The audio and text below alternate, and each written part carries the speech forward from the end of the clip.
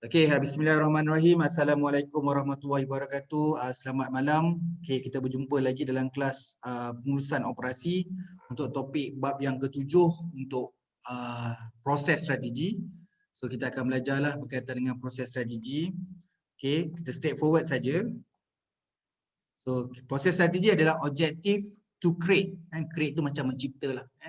So kalau you all dalam management ada dua perkataan yang biasa orang sebut minta maaf.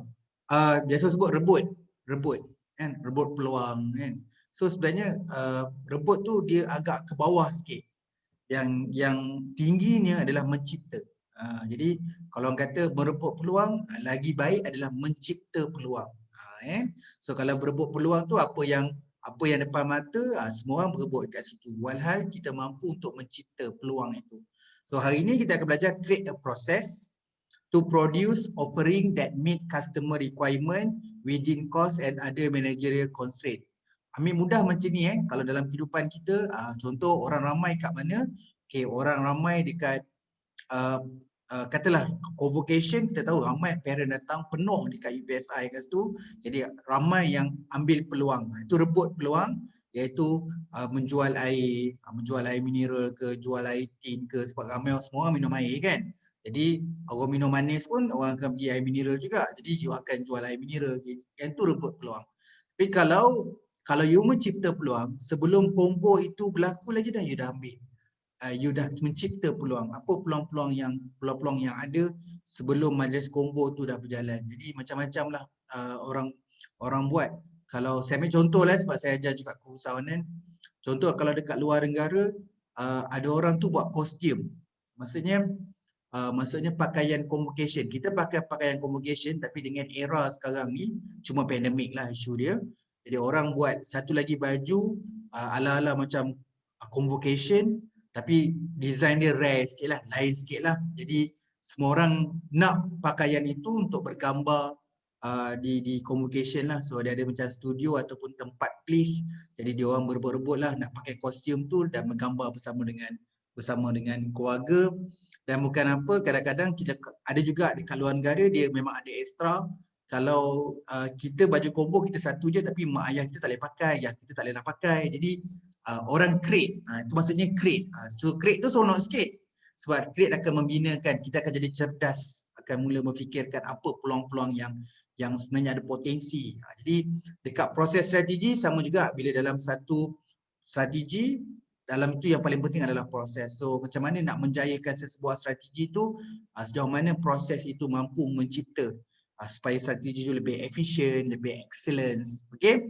So kat sini dia to meet customer requirement within the cost and other managerial constraints. So maksudnya kita dapat memenuhi apa kehendak pelanggan, okay, tanpa melibatkan penambahan kos yang terlalu tinggi dan juga apa-apa constraint, halangan lah dan cabaran. Maksud macam inilah, kalau you mulakan perniagaan dalam satu bulan 30 hari atau 31 hari. So you buat marketing cost. So marketing cost tu let's say lah kan, yang best kita dengar, okay, hari pertama saja dah cover cost marketing. Jadi cost marketing dia bersamaan dengan satu hari. Jadi dia boleh dapat revenue ataupun sales dalam 29 hari. Jadi kita kena faham lah, takkan orang nak meniaga kos. Contoh orang meniaga burger kan, dia kata kos hari-hari. Memang betul setiap hari nak kena beli bahan mentah, jadi itu kos dia. Tapi you kena kira kos ni bersamaan dengan berapa profit.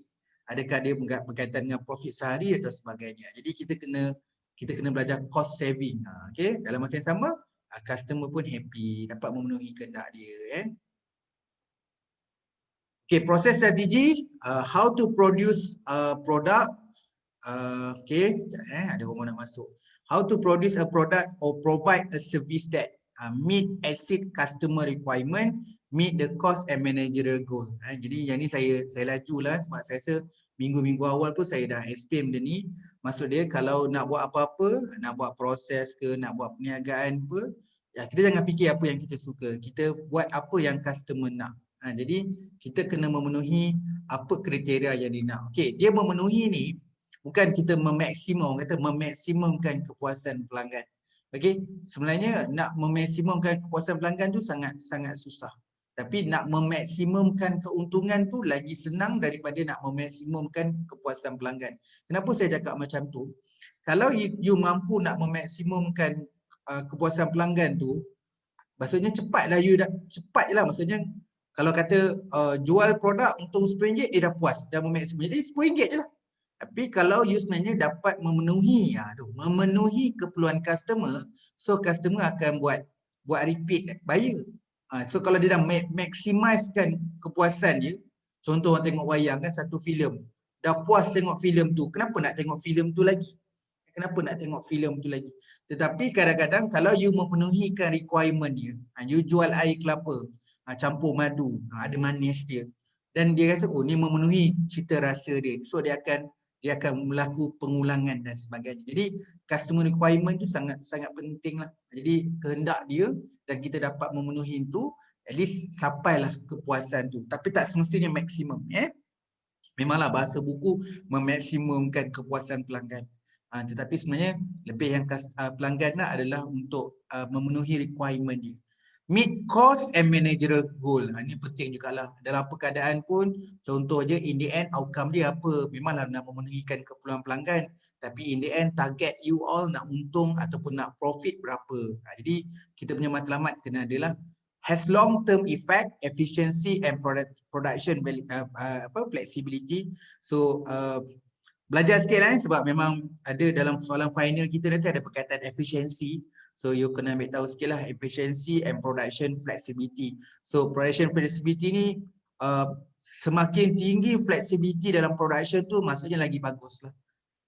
Kadang-kadang demand permintaan itu tidak menentu ataupun faktor-faktor di luar kawalan, contoh faktor politik, faktor ekonomi, macam sekarang bencana alam. Jadi benda tu kita tak boleh nak kawal. Jadi sejauh mana production flexibility tu dia boleh shift maksudnya tukar. Contoh sekarang berniaga offline tu jadi online, ataupun macam mana dulu perlukan ramai pekerja, okey sekarang tak apa, kita tak perlukan ramai pekerja, kita outsource dia expert workers ataupun gunakan robot. Jadi benda-benda tu as long dia masih lagi mengekalkan efisiensi, malah meningkatkan lagi. Okey, cost and quality lah. Bahasa paling mudah orang kata barang mahal duit lah, barang mahal kualiti bagus. Tak semestinya tu bahasa kita lah, benda mahal bagus, tidak So sekarang kita melihat pada cost. Melihat pada cost. Kadang-kadang kenapa kita kena jual produk tu mahal? Sebab cost tu dah tinggi. So macam mana nak pastikan harga tu menurun? Reducekan cost. Okey, kenapa orang kata benda tu kualiti? Kualiti dia bagus. So macam mana nak pastikan yang bagus? Kita menutup ataupun kita menghapus kekurangan yang ada pada produk tu. Produk kualiti tu bukan mahal. Okey, kita ada satu produk. Macam mana nak pastikan produk tu bertambah bagus adalah mengurangkan spek-spek yang tidak bersesuaian, yang tidak disukai. Jadi kadang kita buat satu produk design. Kita rasa design tu cantik tapi customer kata tak. Jadi kita dah rugi waste kat situ kita buat design. Kenapa kita nak buat design tu kalau dia tak dapat memenuhi customer requirement. Jadi tak perlu design tu, kita waste, kita buang saja design tu untuk reduce cost. Jadi banyak produk-produk sebenarnya banyak lah sebenarnya produk-produk kadang-kadang nak hias nampak cantik tapi sebenarnya dia tidak memberi value added. Dia jadi non value added.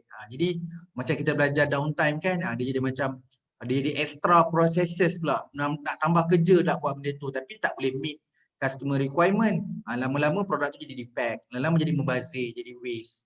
Jadi benda-benda macam tu dia berpatah balik dekat downtime kita lah. Okey, kemudian kita pergi proses strategi. Okey, ada 4 basic strategies: process focus, repetitive focus, product focus, mass customization. So kita ada within this basic strategy, there are many ways they are being implemented. So yang ni antara benda lah kalau tengok keyword process, repetitive, product ni dengan mass customization. Okey, 4 ada proses strategi ni lah. So kita go through one by one. So process focus, facilities are organized around specific activity or process. Okey, betul lah kalau nak memastikan sesuatu aktiviti, satu aktiviti ataupun satu proses tu berjalan dengan baik, kita perlu ada dia panggil, kalau sebut facilities ni ada satu lagi tau you kena ingat, iaitu utama, main. So main and facilities. So facilities boleh jadikan macam support juga. So apa-apa keadaan kita macam kita kalau jadi usahawan pun kita perlukan ada facilities. So facilities tu not necessary kemudahan equipment, alatan-alatan saja. Jadi banyak. Services pun kita panggil facilities. Jadi apa assistant kita, support system kita, apa semua facilities, equipment dan semuanya itu penting. Malah dia perlu organize. You ada banyak pekerja tapi tak organize, rugi juga, bayar gaji saja. Okay, you ada teknologi but you not organize, you not utilize, so rugi juga. So you ada kedai yang besar tapi tak organize, jadi waste juga kedai yang besar. Orang yang kedai yang kecil pun lebih berjaya. So itu adalah facilities. Semua orang sukakan facilities but you need to organize. Okay. Maksudnya, what purpose? Orang nak jual nasi lemak, kedai macam mana untuk orang jual nasi lemak? Okay, orang nak berniaga burger, so besar mana orang nak jual burger? Jadi benda tu adalah, you need to facilities, you dah ada kemudahan, tapi macam mana nak pastikan facility tu organize, better organize. General purpose equipment and skill personnel. Okay, ni membezakan. Okay, petang tadi, kebetulan kita kat Tanjung Malim lah, you all pun tahu kat Tanjung Malim. So Tanjung Malim kita yang legend lah. Legend sebenarnya kalau kat Tanjung Malim tu adalah Karim Corner. Karim Corner tu saya mula-mula kerja dekat 2007 itu pun memang Karim Corner lah tempat sarapan pagi pertama yang saya singgah. Sebab saya duduk dulu FPE di Fakulti Bahasa tu. FBK sekarang tu itu Fakulti FPE dulu. Jadi jalan kaki je lintas kat depan tu memang Karim Corner tu. Okey. Kalau you tak tahulah sebelum pandemik ni dah ada ke belum. Saya pun dah jarang ke sana sebab kita dah duduk kat Proton City. Jadi kalau you perasan selain daripada dia jual nasi lemak, roti canai, kadang-kadang ada mi goreng dan sebagainya, ada satu, saya rasa student, I'm not student ataupun budak muda lah, kita panggil young lah. Okay? Budak muda bayar you all. Saya silap lagi dia lagi muda. So dia ada buat roti tau. Dia buat simple je roti. So biasalah roti ada kaya, macam kaya, plantar, everything tapi dia letak telur. Kita panggil apa? Telur mata kan. Telur setengah masak tu atas roti. Okay, macam tu lah. Kalau you faham saya macam-macam lah kan. Roti ada dua lah, roti special lah, ada buah kaya, macam tu lah. Tapi easy manage. Roti, sapu kaya, telur. Semua orang boleh buat. Laki, perempuan, semua orang boleh buat. Tua, muda, semua orang boleh buat. So dia punya spek macam burger stall je. Okay. Kalau tanya saya, malam dia boleh jual burger dengan stall yang sama sebab konsep sama, bakar burger. So kalau dia boleh fikir kalau tengah hari dia nak buat ikan bakar ke ataupun petang dia nak buat roti jala ke, semua guna yang orang kata equipment yang sama. Stall burger tapi konsep dia daripada pagi, tengah hari, petang ke malam dia boleh guna. Dan dia tak perlu space yang banyak, dia cuma ada stall yang burger. Cuma dia kena cari tempat yang good strategic. So sekarang ni strategic bukan hanya tempat saja. So sekarang ni online pun strategic. So sekarang ni dah macam-macam boleh pakai Foodpanda. Menarik. Saya kalau rasa macam bukanlah nak kerja ke situ tapi rasanya nak explore. Macam aku dulu berniaga burger tak adalah rasa zaman-zaman macam ni. Rare betul zaman sekarang ni.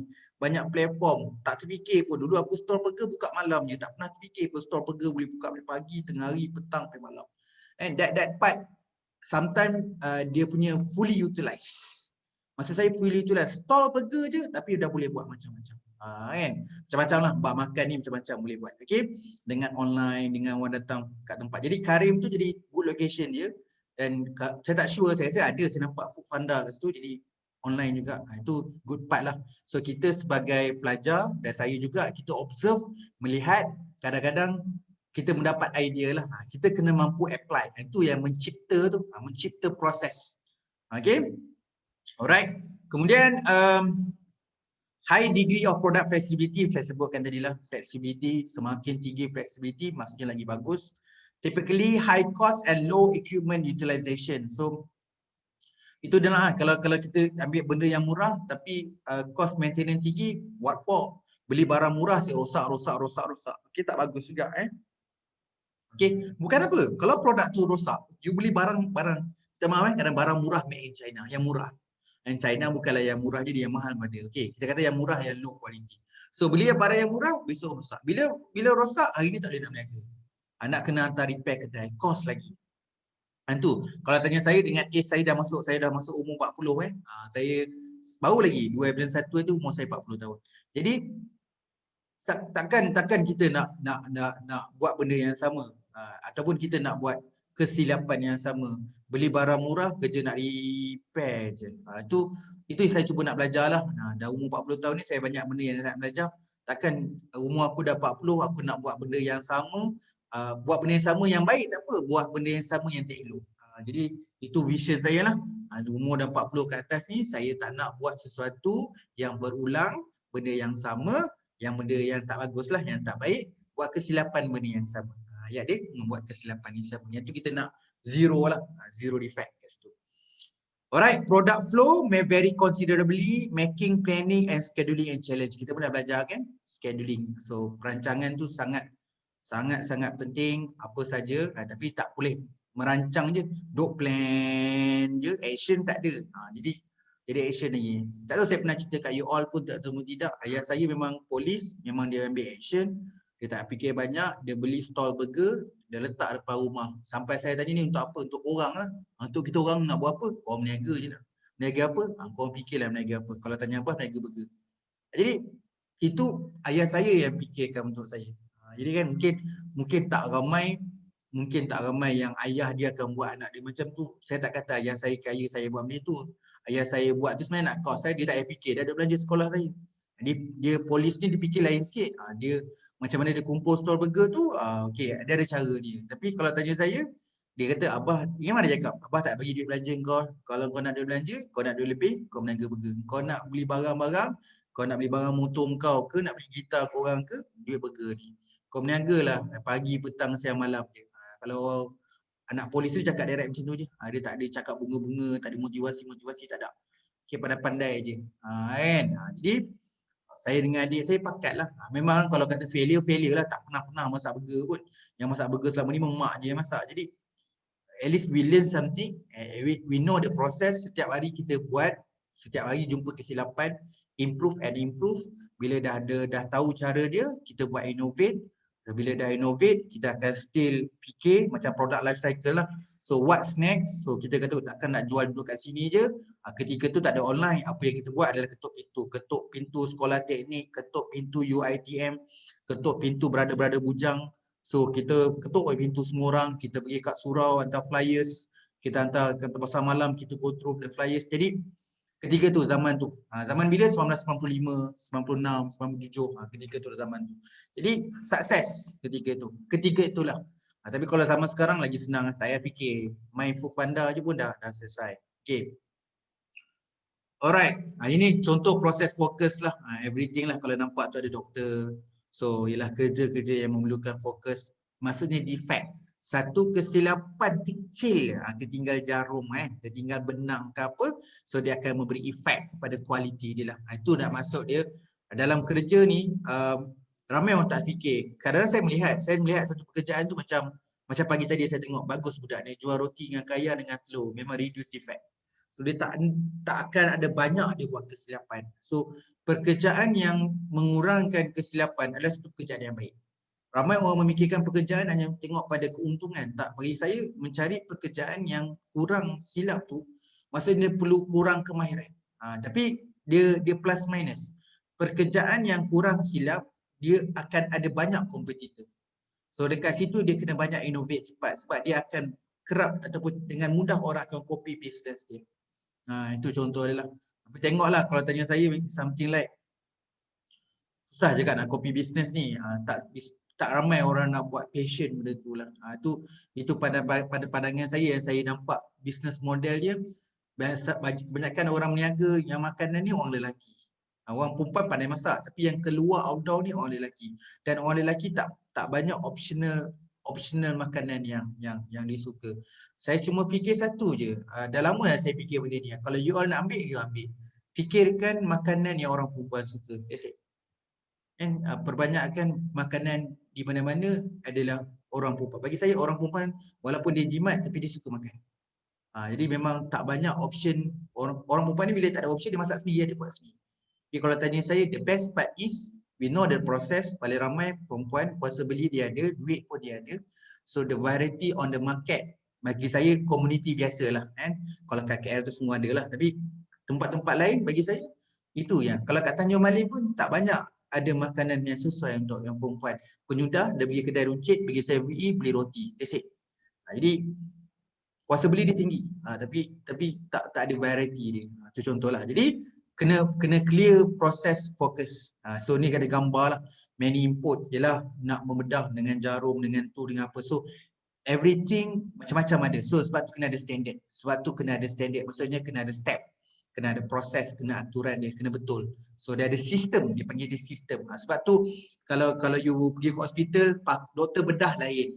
Doktor bedah lain. Doktor yang menjahit lain. Doktor yang bius lain. Doktor yang mungkin blood punya part lain. Kalau you tengok gambar ni mungkin ada 3 doktor yang berlainan. Dia bukan 3 doktor yang sama. Seorang bius, seorang mungkin nak Caesar, seorang lagi mungkin dia nak tengok darah ke dan sebagainya. So dia specialize. So different specialize, different expertise. Itu maksudnya proses fokus ni. Okay, repetitive focus facilities often organized as assembly line characterized by module with parts and assembly made previously. Module may be combined from many output efficient. Dia banyak perkilangan lah. Kalau repetitive ni banyak perkilangan, less flexibility dan proses fokus flexibility but more efficient. Maksudnya you buat kerja yang sama. Macam kerja kilang kan, you buat sama kan. Jadi satu layer, satu proses ke satu proses ataupun satu aktiviti kepada satu aktiviti. Buat benda yang sama berulang. Of course lah dia boring. Jadi macam dia ambil tak berapa prihatin, ambil sambil lewa. So tu yang paling susah lah. To be consistently dan efficiency tu sangat susah. Padahal benda tu senang. Jadi benda tu susah. Macam contohlah kan, tak susah pun bangun pagi. Kalau orang Muslim sembahyang subuh, tak susah pun bangun pagi sembahyang subuh. Tapi disebabkan benda tu macam tak tahulah, patutnya setiap hari kita buat benda yang sama, makin lama makin baik, makin lama makin baik, makin lama makin baik. Tapi kita makin lama sama, bangun lewat, esok bangun lewat. Jadi yang tu yang maksud saya, setiap hari kita buat benda yang sama tapi kita masih lagi tak dapat fully utilize. Pernah ada buku sastra lah, buku lama-lama kalau you all baca, dia ada sebut bahawa nak jadi manusia ni memang susah. Sebab benda yang rutin pun dia tak boleh nak buat. Benda yang senang, benda yang dari kecil dia buat pun dia tak boleh nak buat. So, kenapa, macam mana you nak buat benda lain yang you tak biasa buat? Benda yang biasa kita buat pun kita tak boleh nak buat. Kalau saya baca tu, cuma dalam buku English lah. Kalau saya baca tu makan dalam. Buat ayat dia ni. Jadi maksudnya nak beritahu bahawa saya termakan lah, betul lah daripada kecil kita buat benda yang sama tapi kita tak boleh buat. Daripada kecil ayah kita ajar, jumpa orang tua, tunduk. Dari kecil kita buat. Dah tua tak. Mak kita selalu pesan kalau buat silap mohon maaf. Kalau orang buat apa-apa benefit ataupun tolong kita, cakap terima kasih. Berat mulut dia cakap terima kasih, minta maaf. Tu banyak benda-benda yang kita kecil, yang kita dah dilatih, dah dibuat tapi kita susah nak buat. Tu maksud dia. So dalam operation itu sangat penting. Standardize tu sangat penting. Lagi-lagi repetitif. Contohnya lah kan, repetitif ambil bahasa paling mudah lah yang makanan lagi. Makanan lah. Contohnya kalau orang masak tu sedap, dia kena konsisten dan sedap. So macam mana nak sukat sedap. Jadi minta maaf saya sebut, dia bukan racist, tak ada. Tapi kadang-kadang my observation, saya tengok kadang-kadang orang yang berniaga ni kalau confident, memanglah kita rasa sedap. Tapi kadang-kadang dia rasa ikut dia je. Tapi kalau you pergi dekat mamak, everything ada sukatan. Dia ada sudu kecil, sudu besar, pinggan banyak, pinggan sikit. Memang orang kata kadang-kadang mamak kotor apa semua tu, itu subjektif. Tapi kalau tanya saya, sistem. So dia ada sistem yang standardized. Jadi tak salah siapa-siapa pun, saya sendiri pun belajar. Tengok, dia orang ni ada sistem, hampir betul. Semua benda dia orang ada sistem. Dekat saya memang kadang pergi ke dapur, kadang tanya-tanya ni kenapa? Oh, ada sistem. Tandas pula. Dapur ada sistem, dekat cashier ada sistem, cawan ada sistem, pinggan ada sistem. Kenapa pinggan merah, kenapa pinggan kuning, kenapa cawan macam ni, kenapa ada straw, kenapa sudu dia kecil, kenapa sudu dia besar, dekat tin dia, kenapa ada tin. Oh, semua ada sistem. Jadi kalau siapa nak praktikal kat kedai mamak, okey, satu hari tak cukup lah. Satu hari tak cukup lah. Saya pernah cakap dengan dia, bos, kalau saya duduk 1 bulan saya dapat semua sistem dia gelak. Dia kata 1 bulan dapat lah. Kalau you duduk 1 bulan sini, you dapat dapat kita orang punya sistem lah. Jadi dia kata, dah sistem tu dia tak jual lah. We need to learn from them, then how to use sistem tu untuk kita punya operation lah. So admire jugalah. Tapi bukan satu kedai stall mamak je lah, pergi stall lain ada lain. Dia ada pro and con ya. Tapi we love to learn lah dia punya ni. Okay. Repetitive focus lah kan. So ni cerita pasal Harley Davidson lah. So of course it's something like kita tengok Harley Davidson macam tu lah. Tapi kalau you tengok dari segi mechanical, so dia still dia kena buat juga dari segi modern ataupun design, tapi dia tak menghilangkan pattern of Harley Davidson. So orang kenal Harley Davidson macam tu, cuma dia make up, dia design, dia stylish, dia lagi better lah kan.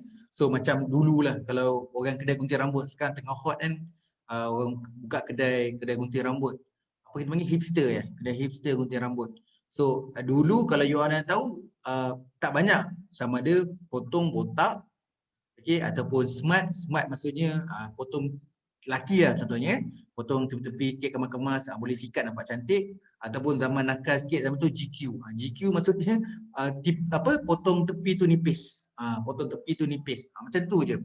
Lepas tu zaman revolusi bergerak budak-budak nak rambut cacak pula lah, pakai gel dan sebagainya, macam tu. Lepas tu adalah budak-budak punk tu ada macam tu. Okey.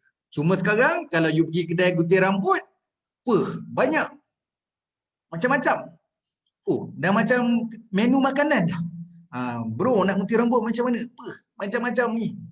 Dulu zaman dulu aku ingat gambar poster je kat belakang. Gambar-gambar ni, tunjuk gambar je. Aku nak rambut macam mana. Sekarang macam order je. Ada katalog. Sambil-sambil tunggu patient tu boleh ambil katalog. Nak ambil gambar rambut macam mana. Jadi benda tu dah berkembang lah. Tapi Harley Davidson dalam kes ni nak panggil repetitive focus, bahawa dia masih lagi benda yang sama kan? Cuma dia akan upgrade ikut peredaran zaman. Itu sangat penting lah sebab kita nak memenuhi customer requirement. Okay, product focus, facilitate organized by product, high volume but low variety of product. Okay, dia lama, continuous production, run, enabler, efficiency of process, typically lah. Kalau kata product focus ni memang kalau fokus pada produk, apa-apa dekat produk tu lah. So tak ada benda lain, tak ada isu-isu lain, dia dekat produk tu. Typically high fixed cost but low variable cost. Okay, orang nak beli produk tu because of that product. Bukan ada faktor-faktor lain, apa model iklan lawa ke apa semua, tak. Because of that product. Generally less scalable. Okay, contoh macam ni lah product focus, high volume, low variety, continuous process. Ni contohlah peminat makanan contohnya. Okay, mass customization, ada rapid low cost production of good and service and certify increase unique customer desire. Combine the flexibility. Okay, dia ada flexibility juga of a process focus with the efficiency of the product focus. Yang sama, walaupun dia ada flexibility, efficiency punya elemen pun kena adalah sangat penting. Ini mass production, high volume, high variety, Dell computer. Ini satu benda produk kalau you faham.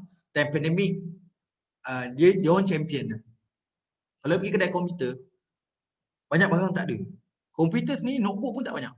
So demand is very high time pandemic. So benda gadget, handphones, komputer, sales lain macam lah untuk pandemik. Itu yang mengesahkan bahawa teknologi itu memang powerful ketika pandemik. So kita, kalau tanya saya, bukan disebabkan teknologi, bukan disebabkan komputer, because of demand. Demand dekat sana. So contohlah kan, kalau tengok trend sekarang, you all kan ramai yang jadi ejen jual emas, ada yang simpan emas, orang yang beli emas untuk buat saving. It's something like dia tak ada apa-apa spekulasi pun dengan emas. It's something like because of trend. Orang rasa nak secure apa yang jadi isu dekat masa depannya, jadi kena saving. Jadi orang beli emas. Jadi senang nak persuade orang, kalau ada duit sekarang jangan beli barang, better beli emas. So benda tu adalah psikologinya part. Psikologinya part. Dia emas macam tu je, tak ada apa-apa pun. Jadi disebabkan speculation, disebabkan kita rasa benda tu secure, kecemasan dalam sekarang ni, jadi semua orang beli emas. Macam tu lah. Kita mass customization, pergi emas pula kan. Imaginative product design, flexible process design, tightly control inventory management, tight scheduling, responsive partner in the supply chain. Itu sangat penting lah. So kalau nak buat apa-apa macam tadi kan, kalau cakap tadi, kalau mass customization, high volume, high variety, so dia kuantiti dia sangat banyak, sangat luas. So kita nak pastikan standard tu, make sure kena dapat semua ni lah. Okay, ni kita buat comparison. Kalau you tengok tadi kita dah pergi semua yang untuk tadi process focus, repetitive focus, product focus, mass customization. Bila sebut mass customization dia large. Product focus pun large. Okay, kalau process focus dia small. Okay. Repetitive, long run, standardized product from module. So dari segi dia broadly skill, moderate training, less broadly flexible operator. So ni perbezaan lah yang kena tahulah dari segi 4 type process. So dia ada lagi So dia ada yang nombor 2 dan nombor 3 dari segi instruction for each job, few change in the instruction. Kalau product focus perlukan standardized, custom order to mass customization. So high inventory, low inventory, low inventory, low inventory. So low inventory sangat bagus lah. So kita belajar kan downtime inventory. So kalau inventory you high, nak simpan barang banyak lah. Kita kalau boleh, kita nak amalkan just in time. Okay, barang siap, terus deliver. Tak payah nak simpan lah. Jadi itu pun satu cost juga. Kalau nak berniaga, jangan banyak simpan barang. Jangan banyak simpan barang. So kalau simpan barang sebenarnya di-increasekan cost. Jadi quality pun tak bagus simpan barang. Jadi sebab tu kena make sure macam mana you nak jual produk lah. Okey. Ini pun kena belajar. Saya sendiri pun kadang-kadang duk mengajar tapi sendiri pun kumpul inventory. So kat sini memang kita paling banyak lah tapi itu semua nafsu je lah. Kalau macam baju kan, you suka satu produk tu, beli je baju tapi tak pakai. Itu pun sebenarnya meningkatkan inventory lah. It's not good planning lah. Jadi kita kena fully utilize dan sebagainya. Kalau macam saya umur 40 pun saya dah kena fikir dah. Memang betul lah. Saya tak payah beli baju sangat apa sangat kan. Jadi cuma fikirkan apa yang selalu nak digunakan. Contohnya hari-hari akan pakai, hari guna. Jadi itulah Okay, finishing goods are made to order and not to store. Ini perbezaan. Apa yang ni you all tengok nantilah semua perbezaan ni. Okay, focus process sama je tadi, bring efficiency. Okay, focus in deep product line rather than the breadth. Focus can be customer, product, service, technology. Okay, 4 tu penting. Okay, kita tadi banyak discuss on the customer and the product. Okay, kita dah tahu. Okay, setiap produk tu ada proses strategi yang kita kena tahu.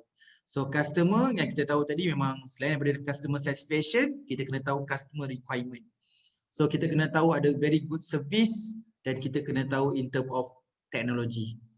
So sekarang ni kan, sekarang ni kadang-kadang nampak simple tau. Sebab tu sekarang ni trend-trend sekarang ni orang belajar Canvas.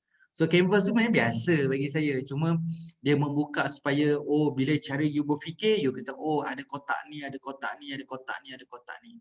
Kalau tanya saya apa-apa pun basic dia 3 je. Input, proses, output. Itu je. Asas dia 3 je dia. Input, proses dan output.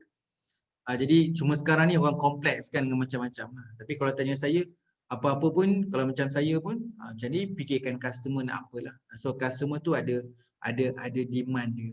So kalau tengok produk, so produk apa yang less maintenance. Saya senang dapat produk tu, senang dapat material dia, senang nak manage, senang nak guna, tak complicated.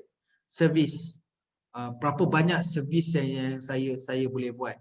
That's just one type atau banyak. So kalau lagi banyak lagi bagus.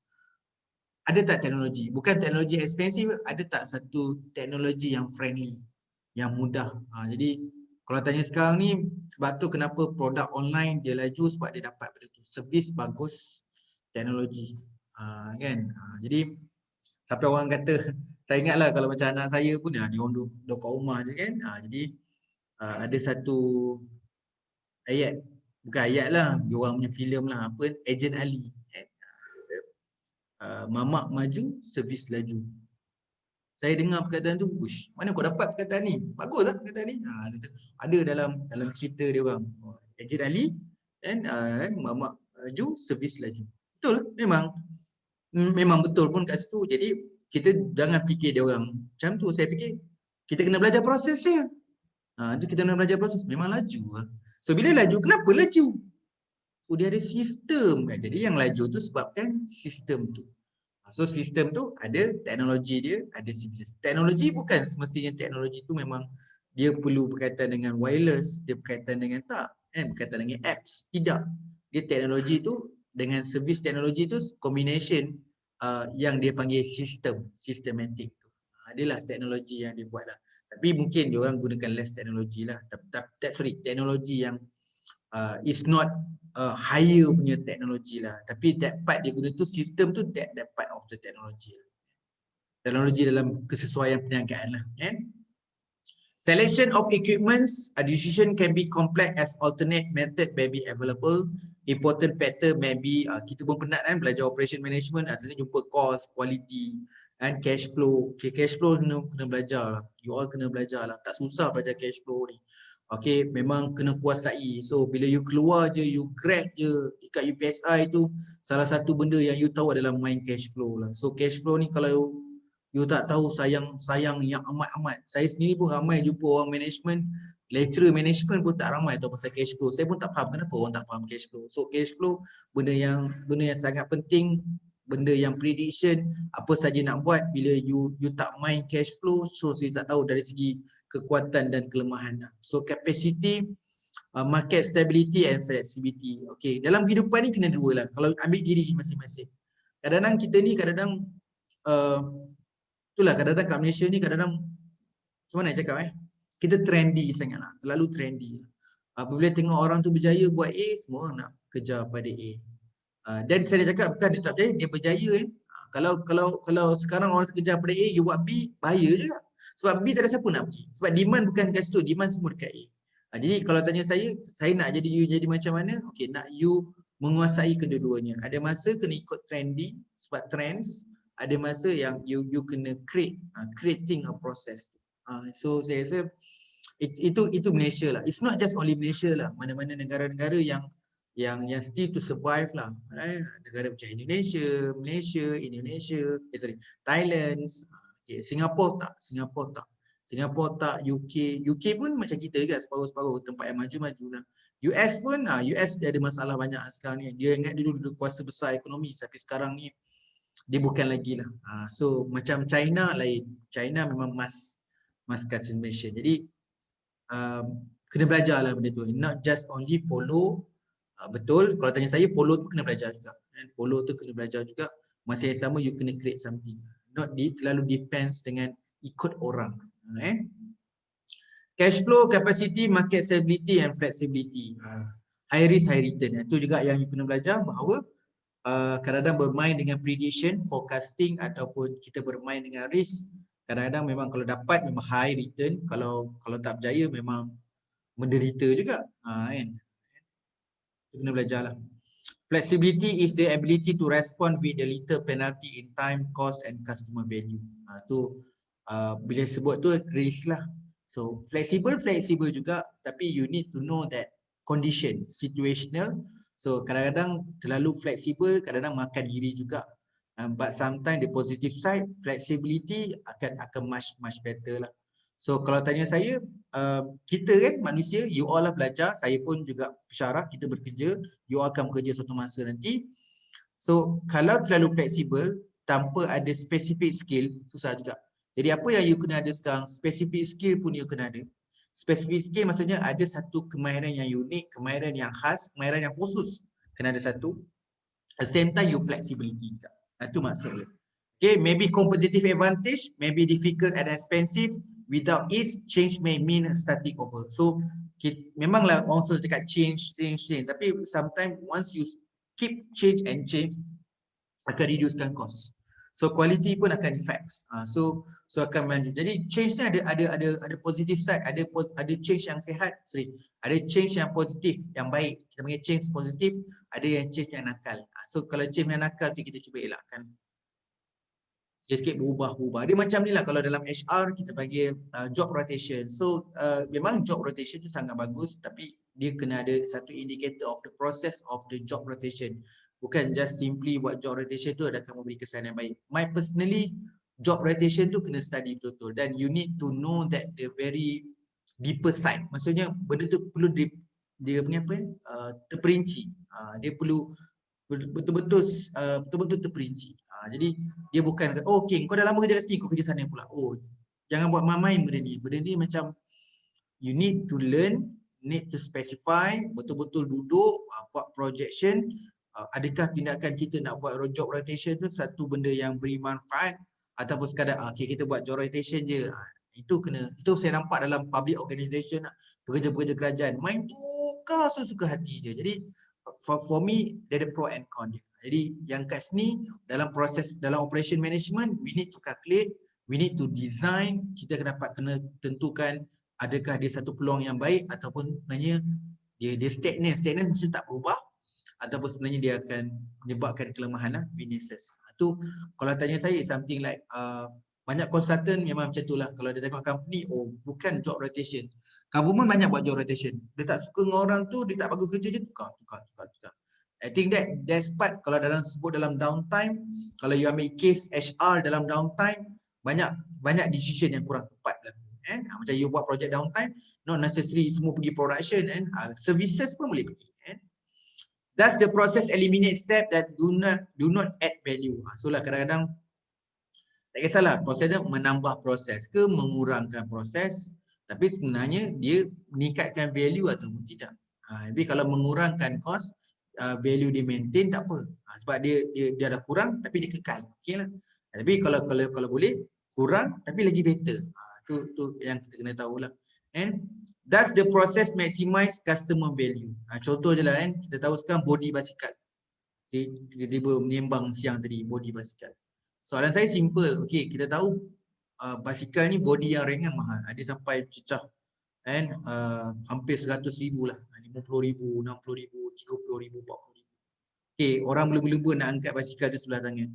Sebelah tangan, sebelah tangan pula. Dua jari, satu jari. Okey, first thing first, saya pernah tanya soalan tu dekat sahabat saya. Bro, kau beli basikal ni, body dia ringan. Okey, fine. Okey, one happen. Kalau berlaku jatuh ke, terlanggar ke, so dia punya kesan adakah dia kemik ke, rosak ke, terbelah dua ke dan sebagainya. Just in case kalau terbelah dua, kalau kemik, adakah dia akan menurunkan value ataupun nak buat maintenance ataupun nak kena repair tu high cost. So dia kata okay, betul, kalau jadi apa-apa dekat body ni memang nak buat maintenance memang high cost. So yang boleh buat cuma orang yang expert je boleh buat, tak semua orang boleh buat dengan body ni. Cuma dia beritahu saya, dia kata it's not just simply benda tu boleh rosak. Tapi dia kata possibility yes. So dia kata you need to care. Saya katalah you kena jaga betul-betul lah body ni, sebab dia kata once kalau jatuh, kemik ke, putus ke, apa ke, so maintenance fee is very high. So you invest high, maintenance is high, everything is high.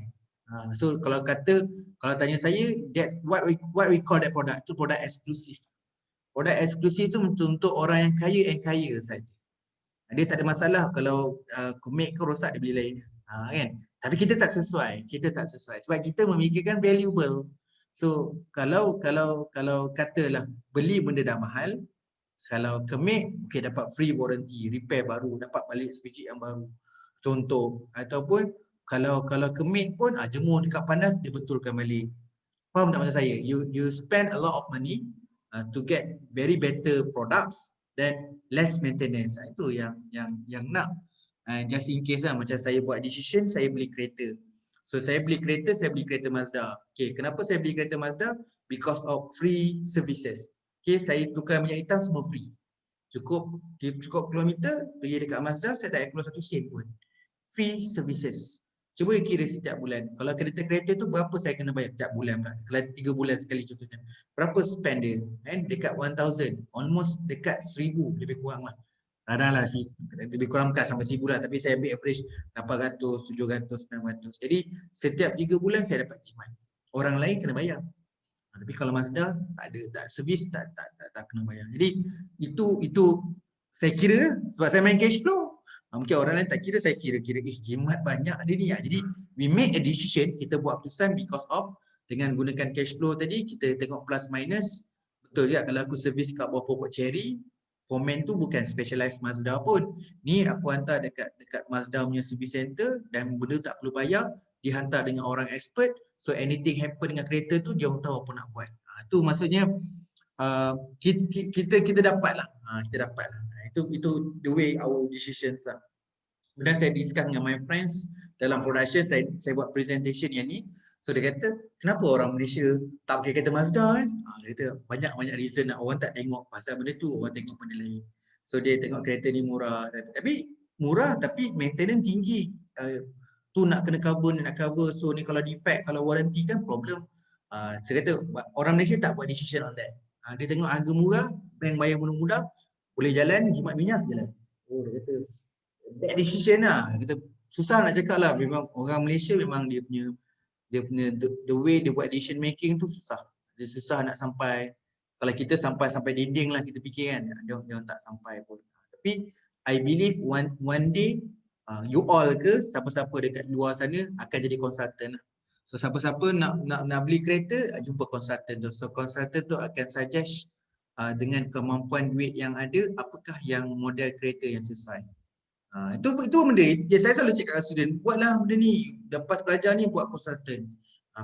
Online ke, face to face ke, jumpa dekat coffee house ke, you jadi macam consultant, at least you have to calculate setiap kewangan orang, you boleh advise. Macam adik saya sebelum dia kerja di bank, dia kerja dekat Toyota, kerja dekat kilang dia. Jadi dia jaga bank punya loan bab kereta punya loan. Jadi bila orang nak buat loan dengan kereta dia cerita, abang nak beli kereta apa sebenarnya? Cuba abang cerita betul. So abang beli kereta apa abang nak? Cuba abang list down. So dia ada macam sedikit manual lah. Dia pun beritahu bang salah buat keputusan ni bang. Kalau abang punya bajet sekian, kalau kemampuan abang macam ni, kalau abang nak kereta macam tu, kereta tu salah. Kenapa? Abang kena beli kereta macam ni. Boleh lah macam ni. Ni advice. Jadi benda tu dekat luar negara banyak. Tapi dekat Malaysia tak sampai dekat part tu lah orang nak yakin pada advice. Kita nak beli kereta pun jumpa consultant tak. Kita lebih tak apalah aku buat keputusan. Dan bila buat keputusan, keputusan salah. Dan keputusan salah tu kalau beli kereta 9 tahun, you akan bukan derita lah, akan face the problem selama 9 tahun. Tapi kalau you jumpa consultant, yes, you need to pay to consultant untuk that good service, tapi mungkin you make a good decision. Macam banyak lagi you nak belajar dekat universiti. So parent contohnya, dia sebelum nak hantar anak dia kat universiti, dia jumpa consultant. So consultant tu akan advise which possible course yang bagus untuk possibility in market. So apa kerja yang bagus untuk kat market. Saya rasa tak ada. Kat Malaysia tak ada. Kat luar negara tak ada. Saya pernah cakap dengan kawan saya, kat Malaysia banyak benda angle of services orang tak cover. Tapi kalau kat luar negara ada. Memang parent tu jumpa dengan consultant tu akan advise. Dia akan prediction. Okay, dia bukan jumpa untuk bomo tapi nak jumpa consultant pun, nak jadi consultant pun, we need to develop lah. Bukan keluar jadi degree jadi consultant tak. Dia kena belajar macam-macam lah. Nak to be consultant bukan senang lah. Tapi the market dekat Malaysia banyak opportunity lah. Okay, sorry, kita continue. Does the process eliminate steps that do not add value? Does the process maximize customer values? Okay, with the process win order. Okay, dia maximize kan, maximize customer value, itu ayat dia lah.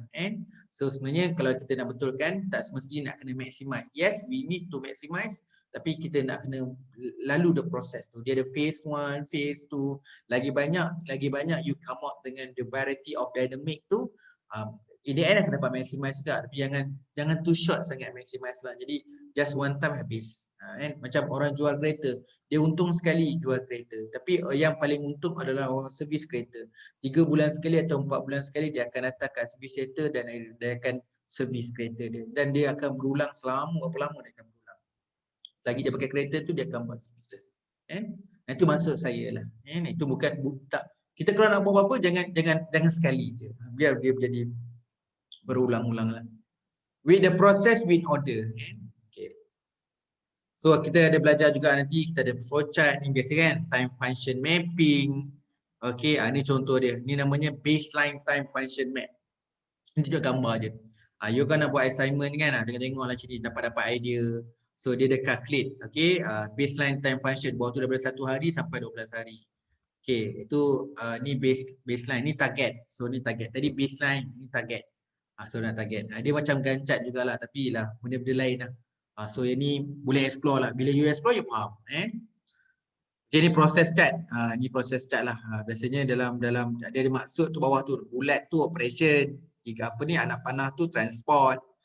Tu inspect kotak. Tu delay. Tu storage. Jadi nak tengok lah macam mana kan. Tak nak kalau boleh proses tu dia perpanjangan lah.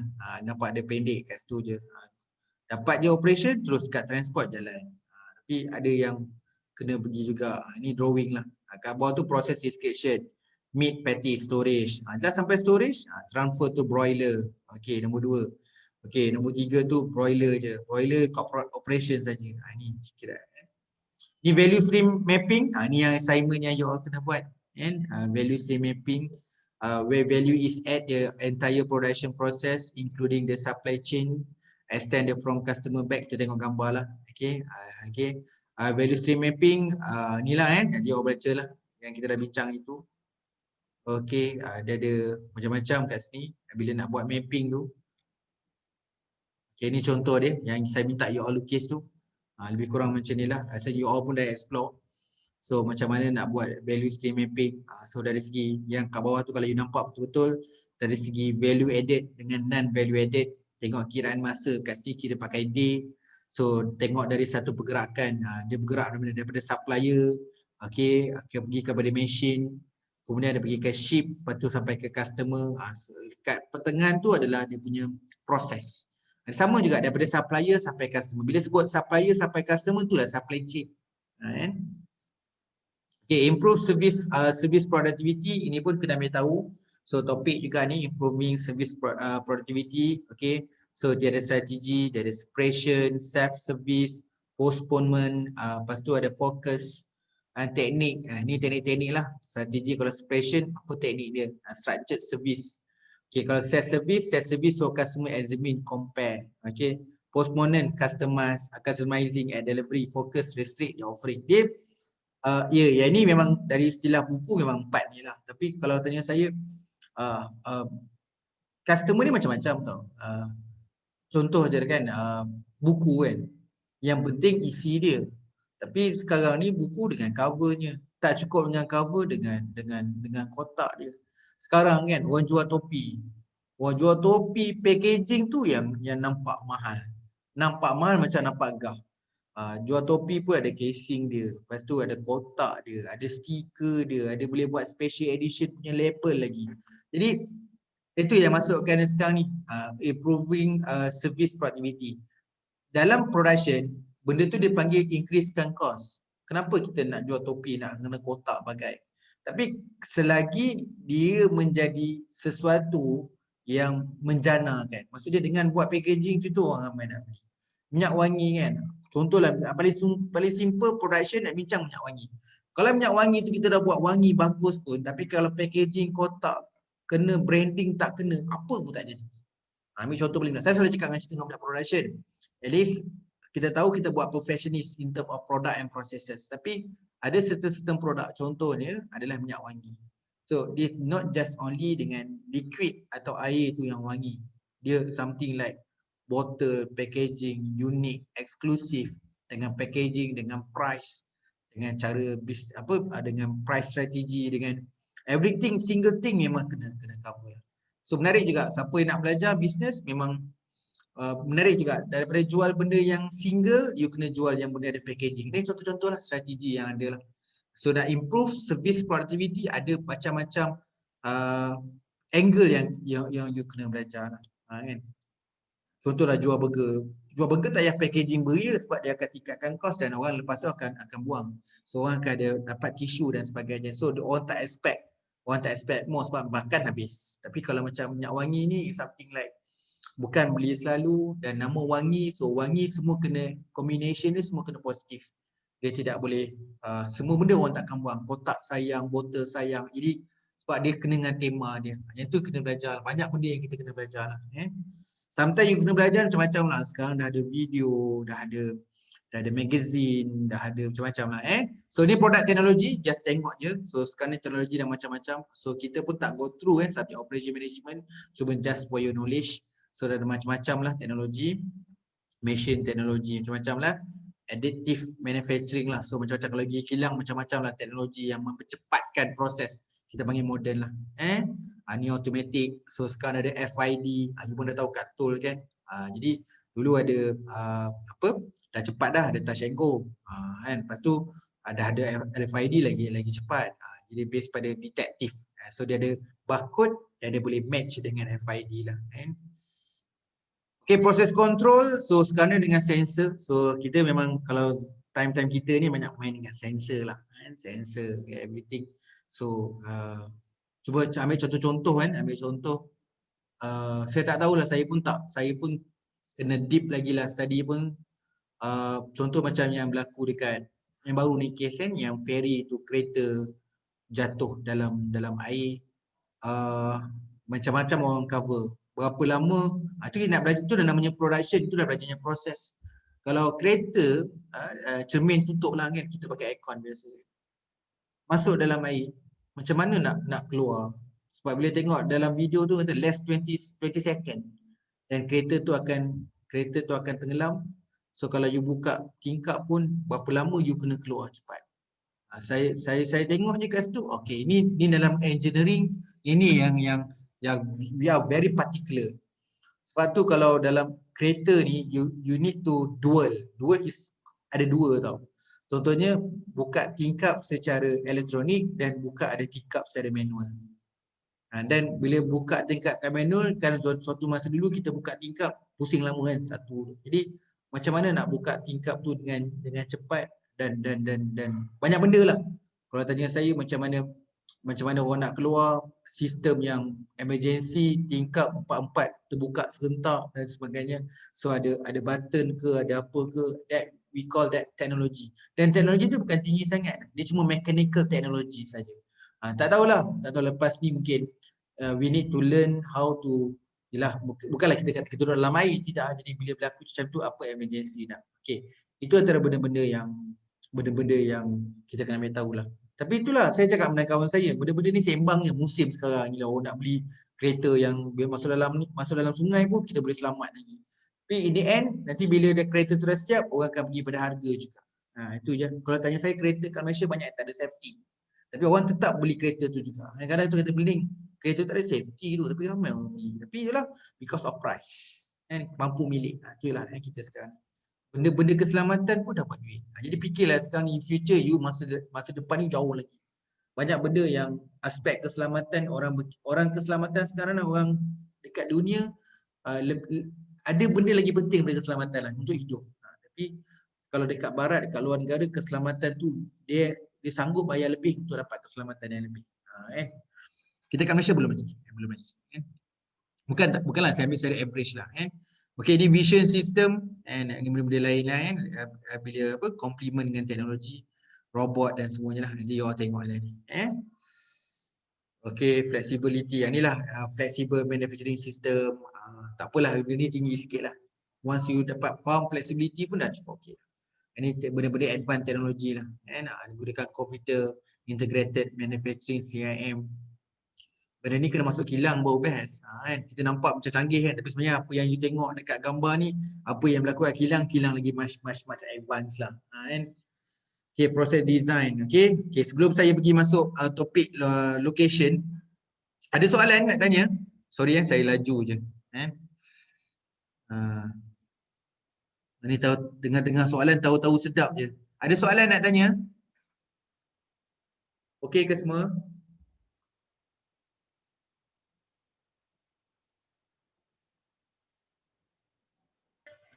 Okey, doktor. Okey, tak ada soalan. Okey, tak apa okey, kalau ada apa-apa tinggal dekat bahagian chatting lah. Okey, saya buat conclusion sikit lah. Yang bab kita ni bab penting tau. Dalam operation management, proses memang sangat-sangat penting. Macam saya dah buat tadi lah, benda berulang-ulang kan, cost, quality, flexibility, design, value added dan value added. So pusing-pusing balik memang benda yang sama lah. Tapi sebab tu bila sebut input proses dengan output proses yang sangat penting. Dan kita belajar tinggi melangit pun, kalau sekarang ni kalau kita selagi tak buat, benda tu memang tak terbayang. Dan saya pun masa saya belajar tu macam-macam saya belajar. Inilah apa yang you belajar sekarang, inilah saya punya subjek. Saya memang belajar degree operation management. Jadi selagi saya tak duduk kat kilang, selagi saya tak duduk kat bank, saya tak faham. Contohnya bila saya kerja dekat bank, first thing first saya macam tak happy tau dengan operation management ni. Lah aku kerja kat bank, kalau aku tahu kerja bank macam ni, baik aku belajar communication. Sebab saya rasa antara faktor saya kerja je dalam satu hari, saya rasa saya ada lemah paling besar, iaitu communication. Communication is something like, okay, English saya okay, tapi saya tak cakap English laju sangat tau. Dia orang cakap English laju. Saya cakap macam hari-hari, macam kita cakap bahasa Melayu lah. Laju je. Okay. Yang kedua, saya banyak kerja dengan Chinese. Jadi orang lu, kenapa aku tak belajar cakap Mandarin ke apa ke, aku tak belajar. Sebab kalau aku belajar benda tu, aku ada extra. Sebab kerja dekat banking memang kebetulan tempat saya kerja kat JCBC tu almost Chinese lah. Jadi kat situ dah satu bab. Yang ketiga adalah behavior. Memang kita belajar OB, organisation behavior, tapi tak cukup. Baru saya sedar subjek itu penting. So nak tengok observation, we looking at people, so macam mana trait leadership, macam mana nak communicate dengan pekerja bawahan, macam mana nak control emosi, macam mana nak buat negotiation. Masa tu, banyak aku tak cover dalam operation ni. Cuba bila lama tu macam okay, baru saya faham. Okay, operation one part, tapi benda-benda tu sebenarnya include dalam operation. Rupanya dalam operation sendiri ada communication. Operation sendiri ada negotiate. Tapi tak sebutlah communication dengan negotiate. So semua tu jatuh dekat proses. Semua benda tu dekat proses. Okay, baru saya alert yang baru okay. Itu namanya apply. Bila lama-lama dah kerja kat UPSI, baru saya rasa okay, saya tarik balik ayat saya tu. Nasib baik aku belajar operation management. Jadi banyak sahabat-sahabat saya dekat fakulti saya tu bila buat decision making macam tak apa nak cantik decision making tu. So saya explain the process. So sebenarnya kita ni lemah dekat proses. So ada banyak benda yang kita terlepas pandang. Jadi dia alert lah. Kau tahu benda ni tak? Because of we learn operation management. So kita akan tengok benda-benda tu. So kalau buat keputusan tu memang biar lambat sikit nak buat keputusan, tapi biar keputusan tu adalah baik. Macam tu lah. Okay, kalau macam tu kita sambung untuk yang ke topik yang seterusnya, location strategy. Ini cerita location, tempat. One of the most important decision a firm make. Betul lah, kalau tanya saya tempat benda yang kekal, tempat nak duduk kat tempat tu lama. Jadi nak buat keputusan tu bukan buat keputusan satu hari. Kalau nak tidur kat hotel, kita akan buat keputusan tidur semalam 2 malam. Tapi keputusan untuk buat beli rumah.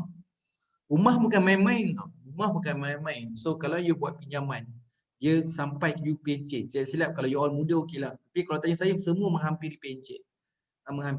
Jadi saya silap sampai pencet, sampai habis lah, kita akan duduk kat situ. Jadi keputusan untuk beli rumah tu bukan saya main-main. Itu maksud adalah sekarang ni betapa penting you nak buat strategic important of location tu. Increasingly global in nature, significant impact on fixed as variable cost, decision made and relatively infrequent. Saya kat Tanjung Malim, orang Tanjung Malim. Okay, kalau saya dah kerja Tanjung Malim, saya dah decide nak duduk kat Tanjung Malim.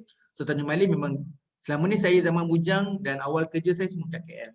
Jadi dunia KL dengan Tanjung Malim kan jauh pun tak sampai 1 jam je KL Tanjung Malim. Tapi dua dunia yang berbeza, Tanjung Malim dan Kuala Lumpur. So once saya duduk dekat Tanjung Malim, saya bersyukur banyak. Saya cakap kawan-kawan saya KL, aku syukur banyak.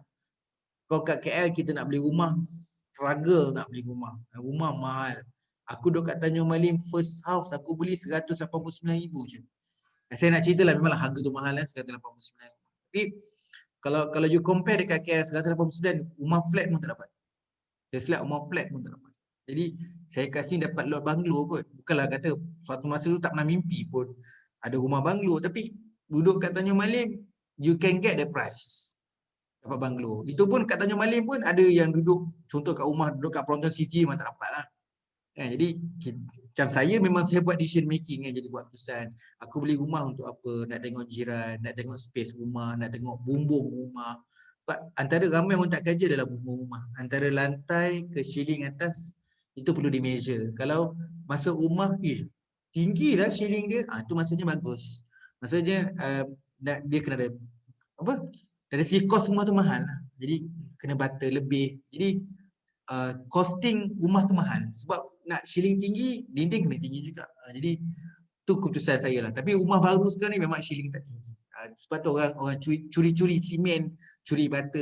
Jadi tu pengukur saya adalah ceiling. Yang kedua adalah square feet. Square feet adalah keluasan tanah. So keputusan saya ada rumah kat Kota Malim Prima. Jadi orang kata pelik, kau beli rumah kat Kota Prima. Itulah campur dengan rumah saya ada beberapa rumah lagi kat Kota Malim Prima. Why I choose Kota Malim Prima? Because of spec.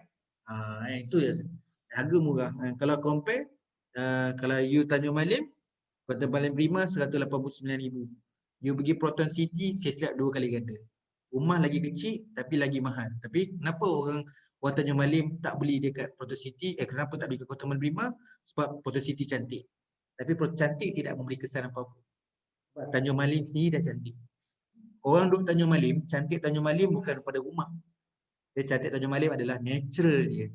Kalau orang suka duduk Tanjung Malim, dengan hutan dia, dengan hiking dia, dengan air terjun dia, dengan nyaman dia, dengan kabus dia, dia macam tu. It's not talk about the design rumah. Kalau duduk KL, lain. Semua tak ada apa yang extra, dia lain. Tu lain lah. Nak ada rumah tinggi ke, nak duduk tempat elit ke, tu decision. Tu yang kena belajar dalam operation. Okay, strategic ni significant impact on a fixed and variable cost. Decision made relatively infrequent. Okay. Okay, the strategic importance of location, long-term decisions, of course, bila nak buat yang strategic, bukanlah long-term tu lama sangat, tapi yelah, dia orang tak, macam saya sebutkan tadi, tempat bukan ambil dalam masa yang singkat, dia ambil yang lama kan. Once commit to location, many resource and cost issue are difficult to change. Okay. Kalau tanya saya lah kan, sorry lah bagi example Tanjung Malim. Sebab you all tahu Tanjung Malim. Jadi Tanjung Malim tak besar. Jadi dia tak banyak sangat dynamic. Dynamic adalah perbezaan. Jadi nak beli barang pun tak banyak tempat, 1-2 tempat. Nak makan pun kat situ. Jadi nak ke sana pun satu tempat. Jadi dia tempat dia kecil tapi semua ada. Kalau saya dah pergi banyak tempat, saya tak tahu kenapa Tanjung Malim bagi saya tempat dia kecil dan tempat dia unik. Tak perlu jauh-jauh. Kalau tanya saya cerita dengan kawan-kawan saya, kos minyak terkejut. Ya betul, kereta minyak memang tak jauh. Tanjung Malim nak jalan mana? Pusing-pusing kat balik. Jadi macam wife saya betul orang KL betul. So dia kata kalau nak balik KL, start engine pergi KL. Masalahnya esok pagi subuh jalan balik kan. Jadi the good place. Itu is something like kenapa nak buat. Sama juga kenapa apalah nama dia, lupa lah pula. Proton collaborate dengan China. That lupa dah nama dia, nama company tu. Jadi dia kenapa dia pilih Tanjung Malim? Sebab dia dah tahu dah Tanjung Malim memang tempat yang aku untuk kerja duduk sini. Okay, kalau aku nak bercuti di tempat lain. Tu antara benda yang saya dah pusing almost lah Malaysia kan, Johor apa semua saya dah pusing. So special Tanjung Malim ni, special sikit. Dari segi sejarah ada sejarah punya. So antara tempat singgah, tempat pilihan, antara sultan-sultan pun ada cerita-cerita juga. Jadi Tanjung Malim ni ada banyak yang kita you all Tanjung Malim, kenapa UPSI ada sejarah. UPSI ada sejarah.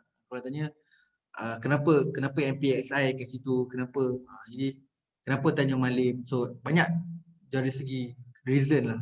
Jadi tak salah jadi orang jadi warga Tanjung Malim.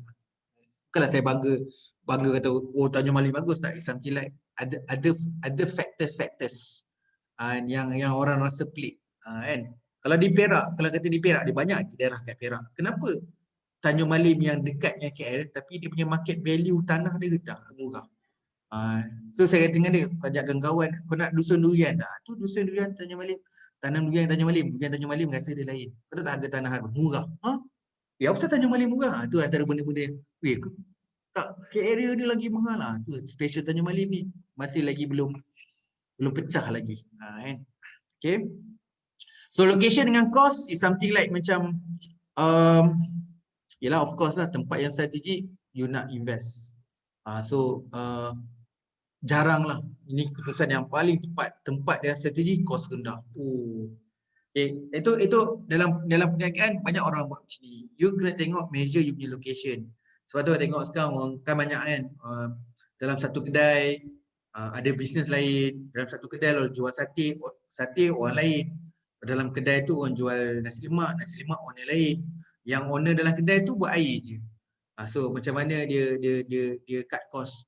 Jadi dia orang yang nak tumpang jual sate tu kena bayar sewa tapak.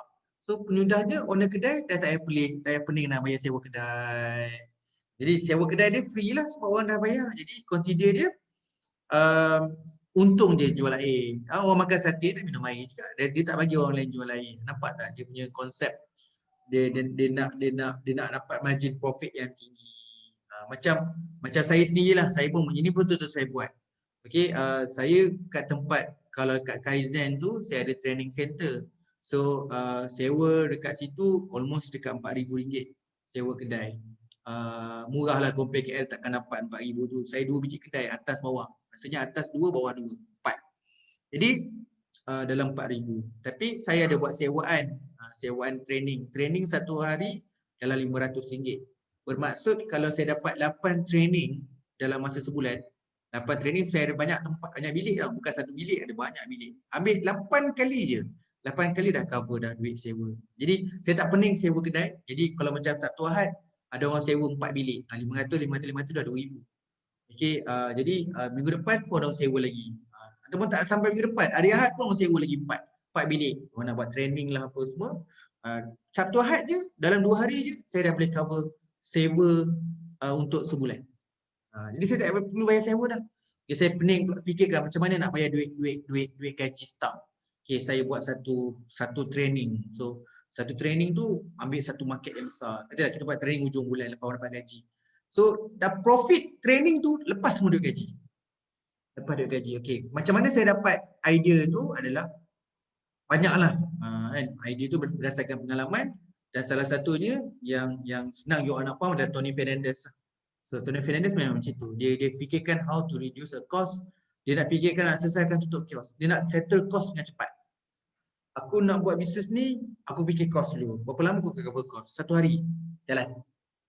Kalau aku fikir, berapa hari nak dapat cover cost ni? Lebih 3-4 hari je mesti. Tak apalah, kita cari create yang lain lah. So dia tak, not just simply grab ataupun create opportunity yang lama je.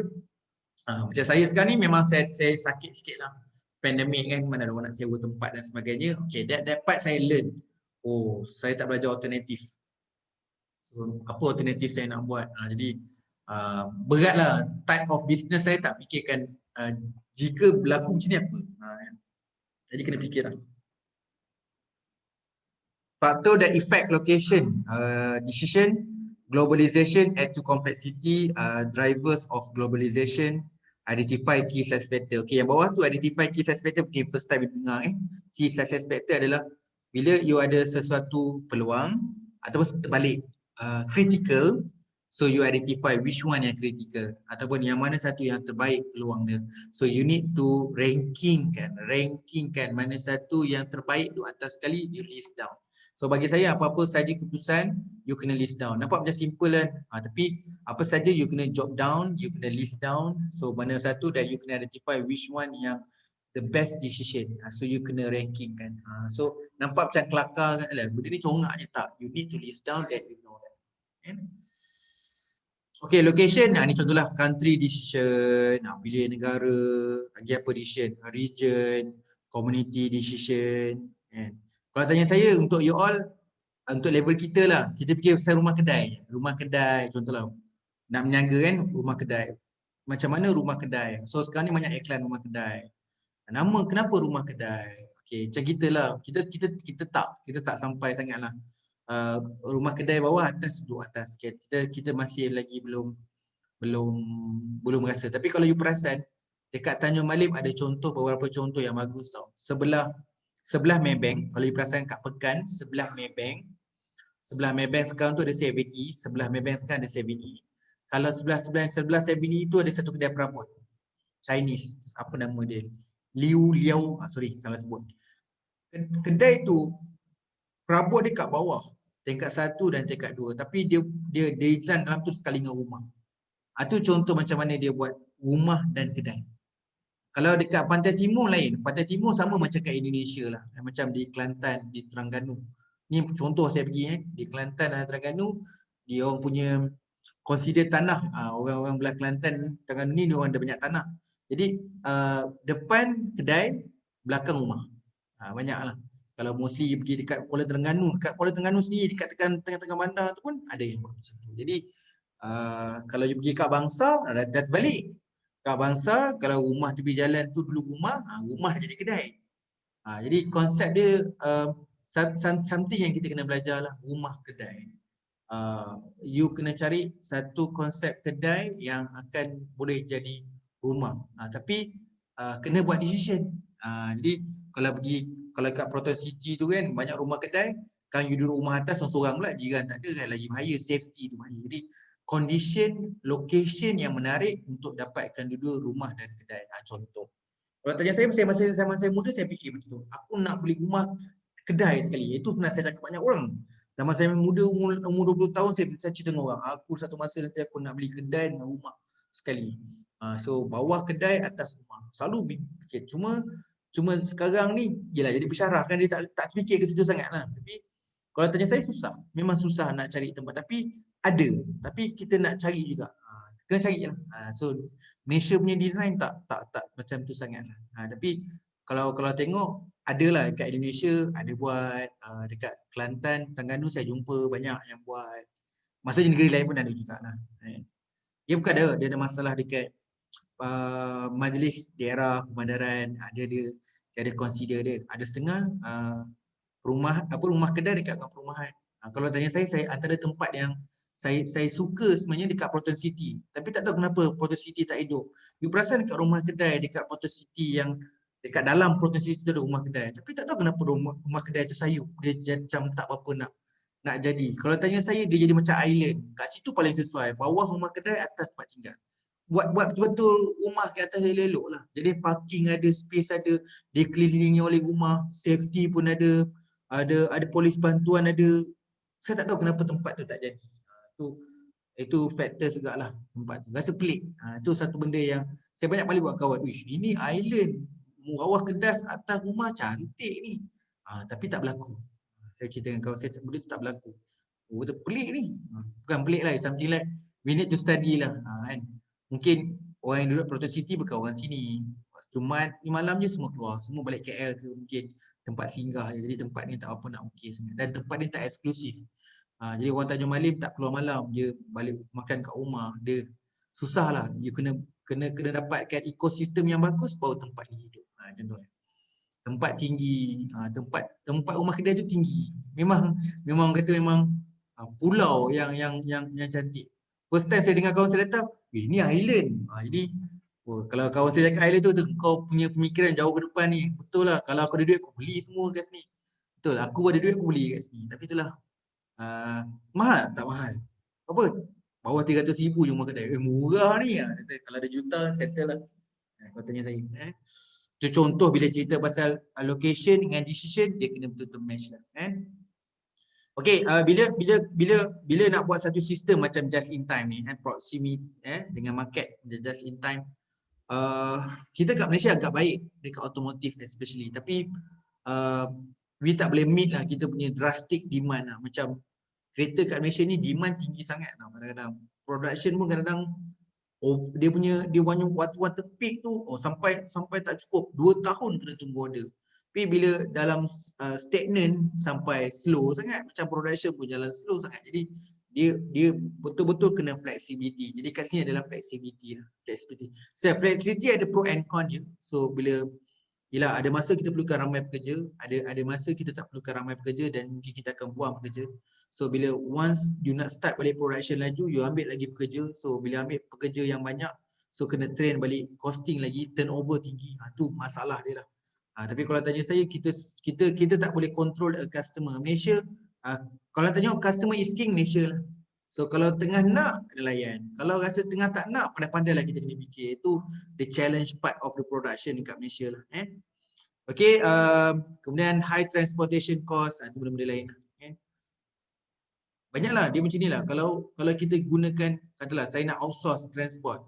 Kalau UPSI kan, UPSI pakai transport bus tu. So kalau berapa biji je nak pakai, okay, company ni pakai 3 bus, company ni pakai 3 bus, company ni pakai 3 bus.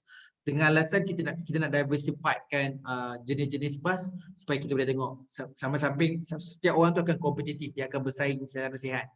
Ataupun dia akan compete ke arah kelebihan. Tetapi sebenarnya dia meningkatkan kos. Sebab tu kita pakai satu je company, so company tu supply untuk dapatkan bus, so dapat reducekan kos. Kira-kira balik lagi kos lah pakai satu company daripada pakai banyak company. Tapi ada kekurangan dia sebab dia tidak bersaing. Bila tidak bersaing, kalau suka tak suka kena naik bus tu. Okay, service location strategy. So ni antara location punya part lah kan, perkhidmatan. Saya sebut tadi competition, image, purchasing power, quality of competition, uniqueness, physical quality, operating, quality management. Sebab tu kalau kita tak tahu macam mana dekat universiti kita tak berlaku competition sangat. And kalau contoh cafeteria lah, dan cafeteria pun tak berlaku competition, terlalu competition sangat lah. So kalau cafeteria tu kedai A masak sedap, kedai B pun akan sungguh masak sedap. Kedai A buat harga murah, kedai lain pun akan murah. Itu contoh kompetitif yang sihat lah. Jadi banyak perkara lah, banyak perkara yang bila dia buat kompetitif dia bagus. Contoh macam college. College mana yang bagus, tahun depan dapat dana lebih. Contohlah, mana kelab-kelab persatuan yang efisien, tahun depan dana dia akan naik. Jadi itu semua bersaing secara sihat lah. Tu contohnya, sometimes ada certain part memang kena buat competition supaya orang terus bersaing. Okay, so lain uniqueness, quality of facilities, operating policy and quality of management tu sendiri. Pengurusan kualiti sangat penting lah dalam service location. Macam saya bersyukur sebenarnya, kedai saya duduk kat Potong City. Risau juga, Potong City tu kosong kalau tengok rumah kedai tu. Belakang tu memang kosong. Tapi rezeki saya, sebelah saya tu adalah satu company supplier Proton, dan dia ada guard, ada abang guard kat sebelah tu. Jadi bila ada abang guard sebelah tu, dia boleh tengok-tengok je kedai sebelah. Jadi saya tak perlu hire guard, tapi guard kat sebelah tu ada. Jadi buat baik dengan dia, bagi makanan lebih sikit ke apa semua kat dia, buat relationship yang bagus dengan dia sebab dia boleh tengok-tengok kedai. Syukurlah ada at least ada safety kat situ. Walaupun kalau tidak saya kena hire pula safety dan sebagainya, tapi ada kelebihan kat situ lah. Kat situ je lah. Dia maknanya kalau sebut kelebihan kena tengok yang lain lah. Kalau macam saya memang nama pun rumah kedai, sepatutnya duduk tepi jalan lah. Tapi saya punya calculation saya adalah parking. Situ je lah parking paling banyak. Kalau orang kata 100 biji kereta pun lepas. Tu dah kadang-kadang kau kena fikir Fazli, dia kata.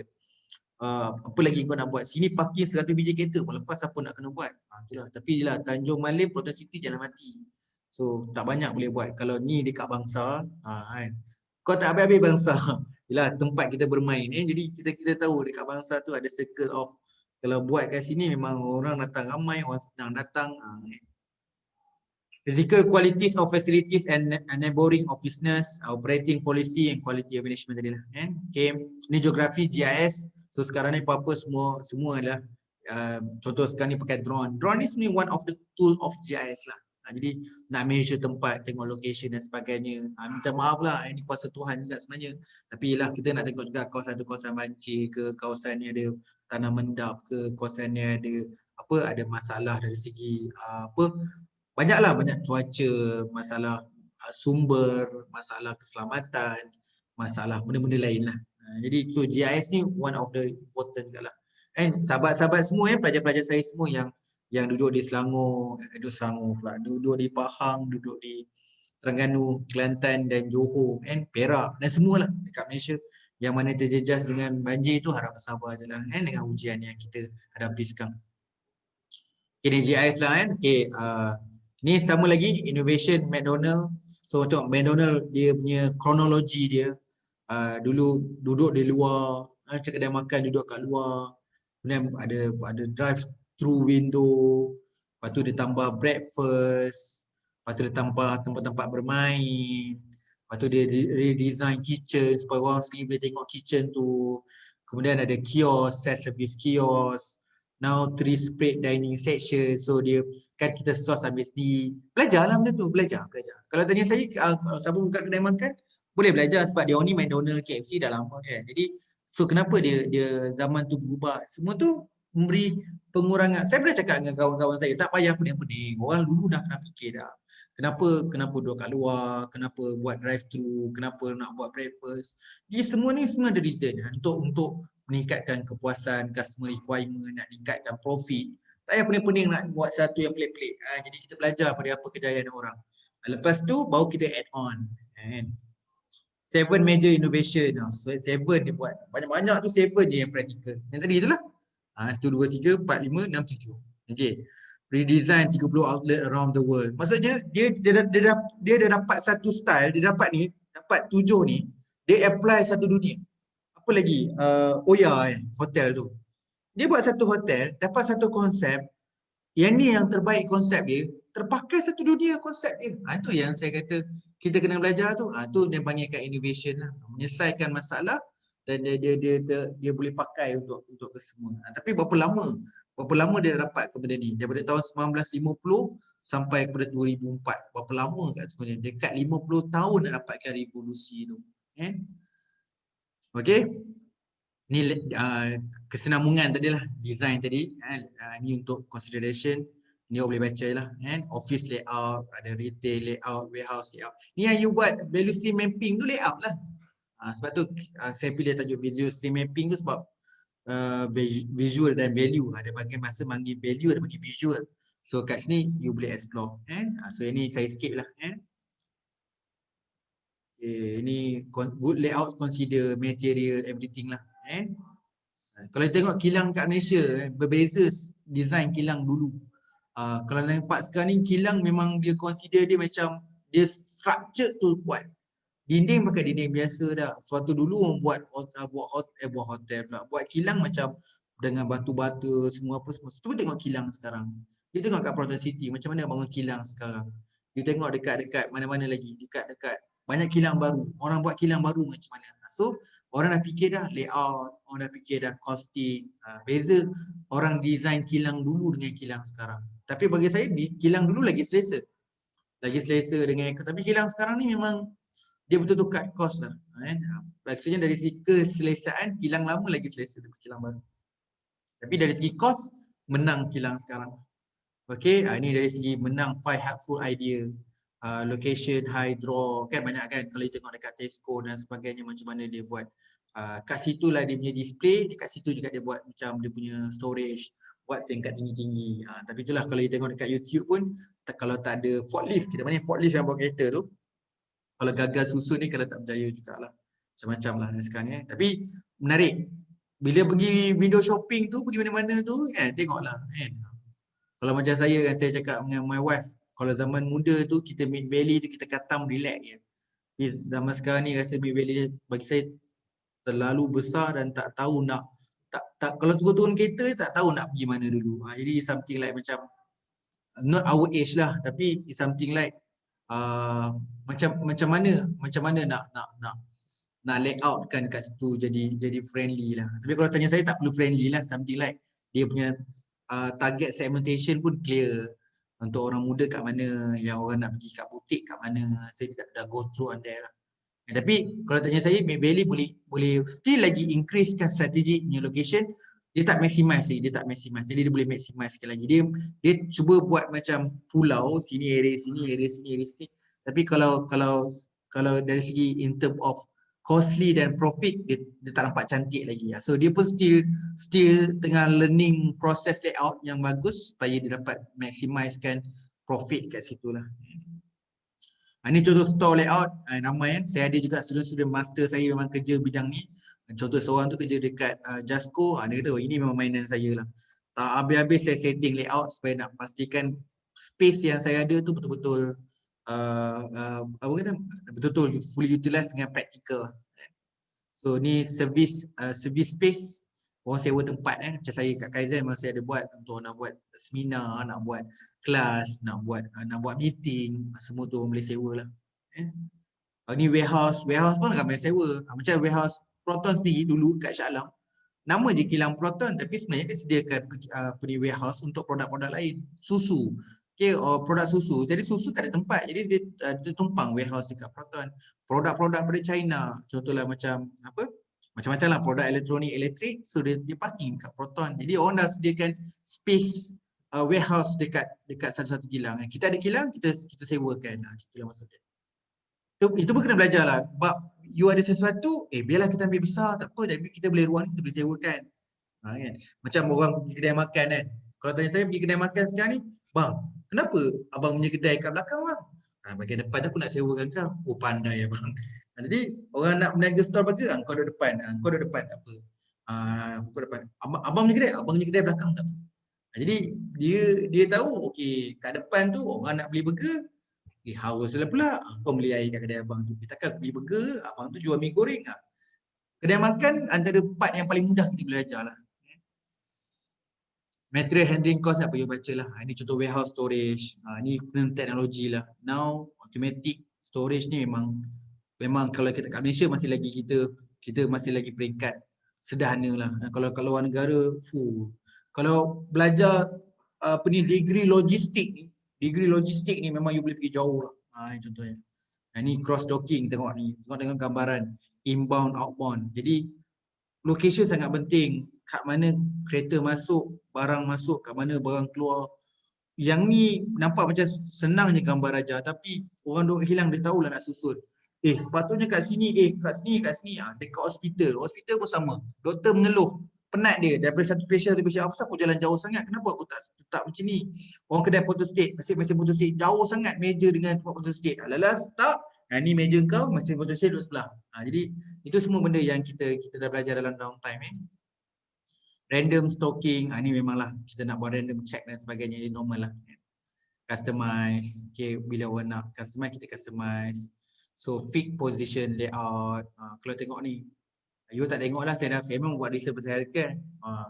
Tengok dalam kat hospital, macam kerja kilang pun tak macam hospital lagi detail lah sebenarnya. Alternative strategy, ni contoh-contoh innovation lah ni. Assembly line, macam ni lah. Kalau kerja kilang macam ni lah. Exactly. Okay, last sekali, sikit je untuk human resource. Sebenarnya dia tak masuk final topik ni. Cuma saya rasa ramai juga pelajar-pelajar ambil HR. Jadi saya discuss sikit ni. So ini yang paling penting dalam human resource strategy. Nampak tu ada what, when, where, how, why. Tapi kalau you nak tahu, dia sebenarnya adalah 5Y2H pun ada. Why. So sebenarnya yang paling kat sini tak ada why sebenarnya, antara yang paling mahal adalah why and how. Why and how yang benda yang jadi yang lain what, when, where, who ni dia lebih pada quantity. Tapi kalau nak bincang quality adalah why and how. Quality, why and how, quantity, what, when, where, who. Termasuk dengan prosedur lah. So dia ada product strategy, ada schedule, location strategy, layout strategy, individual process strategy. Kalau tengok gambar aja ni, kita dah cover dah. Daripada bab 1 sampailah bab 9. Ini dapat ke 10 dah ni. Ini dapat 10 HR. So core job characteristic, skill variety. Skill variety bukanlah disebut variety, dia banyak. Jadi you all sebagai pelajar fikirkan masa depan. Apa kemahiran yang ada. Kalau tanya saya, fikirkan kemahiran yang depan mata. You belajar bisnes, dah pandai buat business plan belum? Okay, belajar business plan betul. Lepas ni ambil upah 10,000 buat business plan. Belajar cash flow. Lepas ni ambil upah pasal cash flow. Sebelum belajar benda-benda yang lain-lain, belajar benda yang depan mata dulu. So saya sendiri nampak, saya pesan kat pelajar saya, you all pun saya pesan lagi sekali. Bukan frust lah, something like, kenapa kalau orang belajar budak IT, dia belajar website, dia belajar tu, akhirnya dapat bina website. Budak student business, dia tak nak buat. Contohnya, engkau dah belajar business plan, buatlah betul-betul business plan, lepas ni ambil upah business plan. Tak banyak. Sampai saya tengok kalau luar negara tu iklan, siapa nak buat business plan, kita boleh. Siapa nak berniaga tak ada plan, kita boleh buat. Dekat Malaysia, dekat Facebook tak nampak pun orang nak buat business plan tu. Okey. Yalah, macam saya memang saya buat lah, tapi saya pun tak adalah ambil selalu. Tapi sambil-sambil boring-boring cakap dengan wife, kita nak cuci 7 tahun kan. Okey, tak apa, buat job sekejap, buat job tepi. Dapatlah job tepi tu, dapatlah cuti. Contohnya. Tapi tak ada orang nak ambil betul-betul serius benda tu. Jadi banyak benda yang orang-orang tak buat kan. Saya kalau terus terang saya cakap tak semua benda saya boleh buat. Saya memang ada hidup saya ada pagi, ada petang, sama macam manusia lain. Jadi saya tak benda ni buat. Tapi kalau student berani memang tapi kena belajarlah kan. Saya cakap terus terang di UPSI saya cakap ni cerita betul. Kalau you perasan saya pernah ajar subjek business plan. Saya ajar 3 semester saya ajar business plan. Setiap kumpulan tu dapat RM1,000.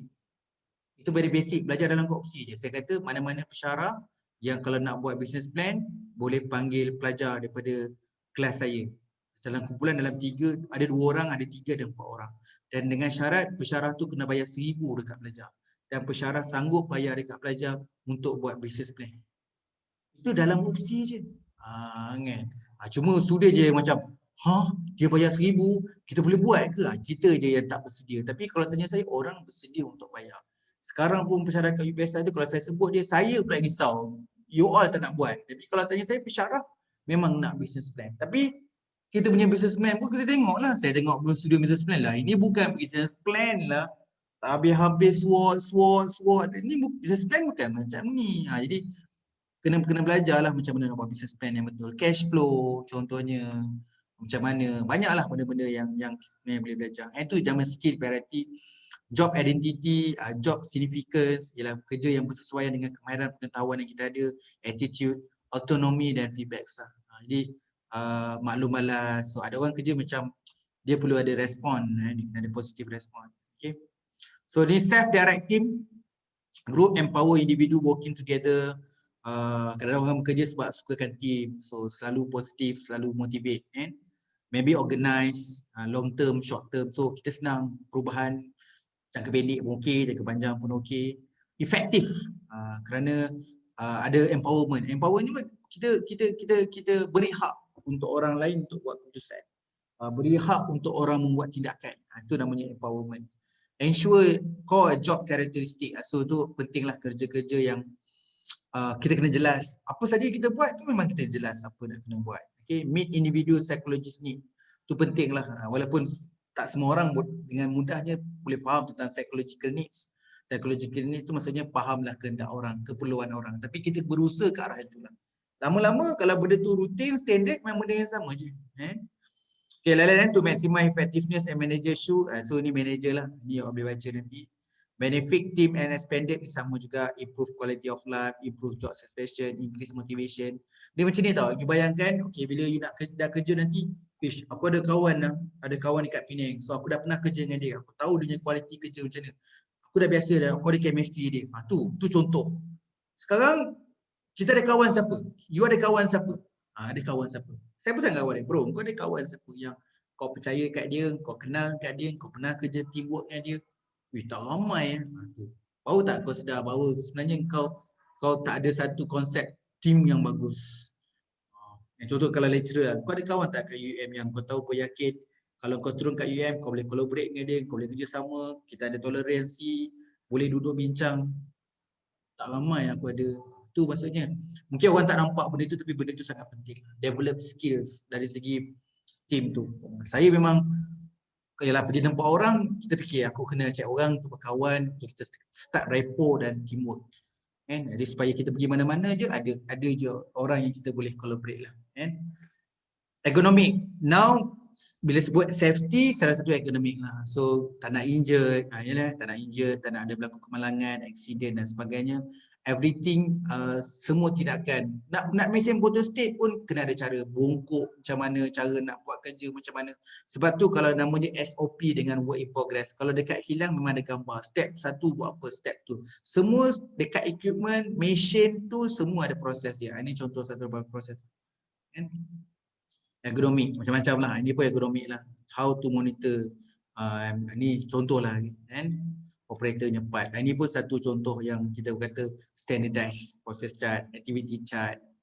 Ini semua kilang punya part lah. Visual workplace. Ini yang kita belajar juga lah. Value stream mapping tu. Ini ulang balik lah. Nampak ni.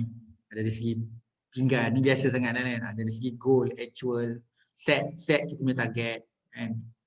Traffic light, merah, berhenti, hijau, jalan. So kena control lah. So kita tengok visual kan. Tengok, kita tak capai target lagi. Tengok apa aktiviti yang kena buat hari ni. Okay, selesai. Alhamdulillah. Selesai kita untuk membincangkan bab 7, 8, 9 dan 10. 4 bab sekali. Sebab proses location tadi ada, location layout tadi pecahkan 2 bab sebenarnya. Bab 9 tu ada 2. 7, 8 dengan 9, ada 7, 8, 9. 8, 9 tu layout tadi, 10 adalah yang HR. Okey, ada soalan? Minta maaf lah, kita pun dah sampai pukul 11 lebih dah kita. Ada soalan tak nak tanya?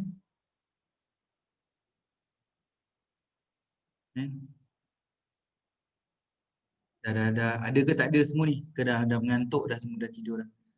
Tak ada Pakcik. Okey, sorry lah saya laju sebab saya ingat saya nak habiskan tadi. Tapi nanti kita ada buat ulang kaji lah. Nanti saya highlight balik apa yang kita harus beri tumpuan, especially yang dekat berkaitan dengan ada banyak sebenarnya. Nanti saya highlight highlight balik lah kan. Supaya kita boleh belajar apa-apa yang patut supaya kita terus lebih faham lah topik ni. Ada juga yang topik-topik yang kita belajar sebelum ni mungkin saya tak beri penekanan, saya tekankan balik. Tu minggu ke-14 lah. So minggu 13, minggu depan kita akan buat calculation. So calculation penting So pesan kawan-kawan, sahabat-sahabat semua, minggu depan adalah minggu yang penting lah. So calculation bagi saya tak adalah susah mana, tapi kalau kita tak belajar, nanti keluar final exam nanti nak buat akan ambil banyak masa. Dan calculation sangat mudah, sangat mudah. You belajar sendiri pun boleh, cuma saya nak tunjuk sikit penerangan tentang calculation tu. Nanti minggu depan, minggu 14 kita buat ulang kaji lah. So ulang kaji tu penting jugalah. So nanti dekat grup WhatsApp selalu tanyalah saya ramai juga yang tanya, cuma saya tak expect soalan-soalan tu. Kadang-kadang ada soalan tanya macam terkejut juga. Downtime tu apa? Alamak, dah nak hantar assignment baru lagi nak tanya downtime tu apa. Value stream mapping tu apa. Saya mengharapkan soalan-soalan lain macam betul tak saya buat macam ni? Cuba tengok benda ni saya buat betul ke tak? Ke salah? Saya expect saya macam tu kan, tapi ramai lagi yang tanya kat tepi saya downtime tu apa? Alamak, kan dah kita kan awal-awal kan saya dah explain downtime tu apa kan. Saya nak mintakan you punya kreativiti. Saya tak nak bagi arahan sangat nak kena buat apa. Saya cuma kata ambil satu company nak dapat benda ni lagi bagus kalau boleh buat interview. Kalau tak dapat buat interview, tengoklah sini dalam website. Kalau dalam website tak ada, tengok dalam report dia, dalam annual report dia. Macam tu lah maksud saya. Jadi kalau paling mudah adalah dengan jumpa siapa-siapa, pekerja-pekerja. Tak semestinya jumpa bos, orang yang ada pengalaman di situ. Siapa. Jadi tahulah apa dia kan. Orang dah bekerja, macam saya dah bekerja. Kalau you tanya saya pasal downtime, saya tahu. Bukan nak interview kan. Takkan you tak ada pakcik yang pernah kerja dekat kilang. So atau pakcik kerja kat mana-mana. So boleh tanya dia, kerja kat bank ke, kerja kat apa ke. Bagi saya, at least you learn something lah dengan orang yang ada pengalaman. Kadang-kadang dalam buku tak explain, not enough. Buku tak jelas dengan baik. Jadi dengan buat assignment downtime dengan visual stream mapping macam bab kita cover ini kan. Memang visual value atau lakaran kilang gambar mapping dia memang sangat penting lah. Yang itu cuma melukis lah.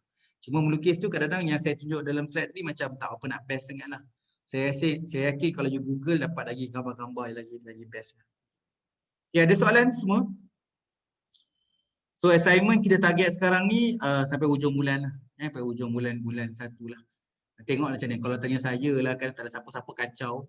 Assignment you boleh hantar masa exam. Cuma takut nanti tiba-tiba sistem block ke. Okay, siapa tak hantar markah, kalau saya tak kirim markah, nanti markah tak keluar. Jadi kita ambil notice lah. Jadi kita target dulu hujung bulan 1. Kalau jadi apa-apa kan, kalau rasa you nak siap, boleh baiki, tak kacau, sistem tak kacau, hantar masa exam pun boleh. Jadual exam dah keluar? Belum lagi kan? Boleh bagi. Belum lagi. Alright, ada soalan? Kalau tak ada soalan, cukuplah. Kita pun dah 11.30. Jadi saya boleh... boleh. Silakan. Saya dah hantar dekat email yang Pakcik bagi tu. Pakcik ada terima tak? Yang assignment. Saya tak tengok pun. Memang saya tak tengok pun. POFM. Awal je dah hantar. Relax dulu pun tak apa. Ambil masa lagi. Saya siapkan awal tu yang downtime lah. Untuk downtime saya minta Pakcik tengok kalau ada salah ke apa. Kalau nak video presentation pun saya siap. Okay, kalau you all ni untuk semua saya siapa yang hantar je dekat email tu saya anggap final dah. So siapa tadi kalau you tak segan, you bagi dekat group, saya komen. Kalau segan, WhatsApp saya. Saya ni hidup dekat WhatsApp lagi daripada email. Email jangan buka, tak pernah buka kan email tu. Saya betul-betul nak buka email tu bagi markah je nanti. Jadi kalau rasa seelok-eloknya, kalau kata takut gambar pecah ke, jadual pecah ke, you PDF, you bagi kat saya kat WhatsApp. Saya tengok kat WhatsApp. Saya komen kat WhatsApp je direct, senang. Direct kat WhatsApp je lagi senang. Boleh. Saya bagi lah. Okay, boleh. Dekat WhatsApp. So yang lain-lain macam mana? Okay. Still ada masa Pakcik. Yep. Yang apa penulisan data report tu perlu hantar dalam Word ke PDF? Dua-dua. Saya nak Word dengan PDF sebab kalau you hantar Word takutkan pecah pula. Kan contohnya. Better hantar PDF lah. At least PDF tak adalah terkeluar sana sini kan. So, Saya kalau saya yang saya tak saya, nak saya, saya nak simple je. Benda yang saya nak adalah table dengan table tu dekat apa? Dekat downtime. Ataupun ada yang nak buat downtime tu dalam bentuk visual pun boleh. Yang paling penting ada gambar. Cuma ada penerangan sedikit. Sebab kadang-kadang bila letak kat jadual tu teranglah sikit. Jadi table tu kena ada atau visual dan juga penerangan sikit. Untuk visual stream mapping tak payah. Tak payah penerangan pun tak apa. Saya nak macam mana saya tengok gambar raja tu saya boleh faham. Jadi kena buat legend ke apa semua tu dalam gambar. Jadi untuk value atau visual stream mapping tu dalam gambar raja saja.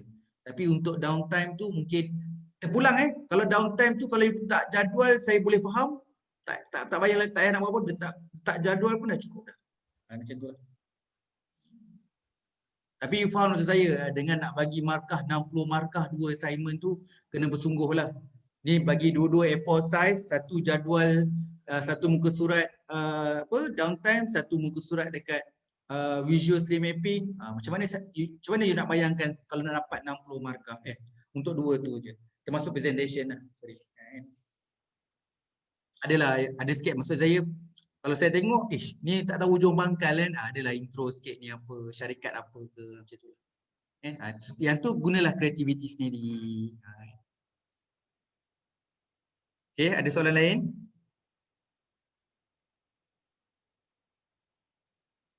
Okay, kalau tak ada apa-apa kita stop dululah. Okay, saya ucapkan terima kasih. Minta maaf sampai 11.28. Maksudnya kita dekat 2 jam jugalah. Okay, saya mohon maaf. Jadi minggu depan kita pun dah tinggal 2 kelas. Okey, nanti follow up lah saya tadi siapa yang dah siap assignment. Nanti WhatsApp jangan segan kalau katalah kalau you WhatsApp saya pagi-pagi pukul 7 pagi saya diam je. Lepas tu kan lepas-lepas makan pagi pukul 10 you tanya saya balik. Jangan segan-segan, saya tak ada rasa apa-apa pun. Kalau rasa macam saya rasa terganggu ke tak ada. Jangan you diam. Kalau tanya saya WhatsApp saya tak bagi salam balik. Assalamualaikum. Tak jawab pun. Assalamualaikum lagi. Tanya je. Tak ada masalah. Saya tak ada rasa apa-apa pun. Jangan you dah bagi salam. Kadang-kadang you bagi salam saya buka. Time tu saya tengah driving. Tengah drive. Traffic light hijau pula saya jalan. Lupa nak reply. Itu maksudnya kena bagi salam balik. Okey, terima kasih semua. Minta maaf atas kekurangan dan kesilapan. Video ni saya rakam. Nanti saya bagi kat kawan-kawan kita yang tak dapat nak join, especially pesan kat kawan-kawan kita yang lain-lain, 2 minggu yang terakhir ni penting lah. So minta dia join minggu yang 13 dengan 14 juga. Okey, terima kasih semua. Assalamualaikum, salam sejahtera dan selamat malam.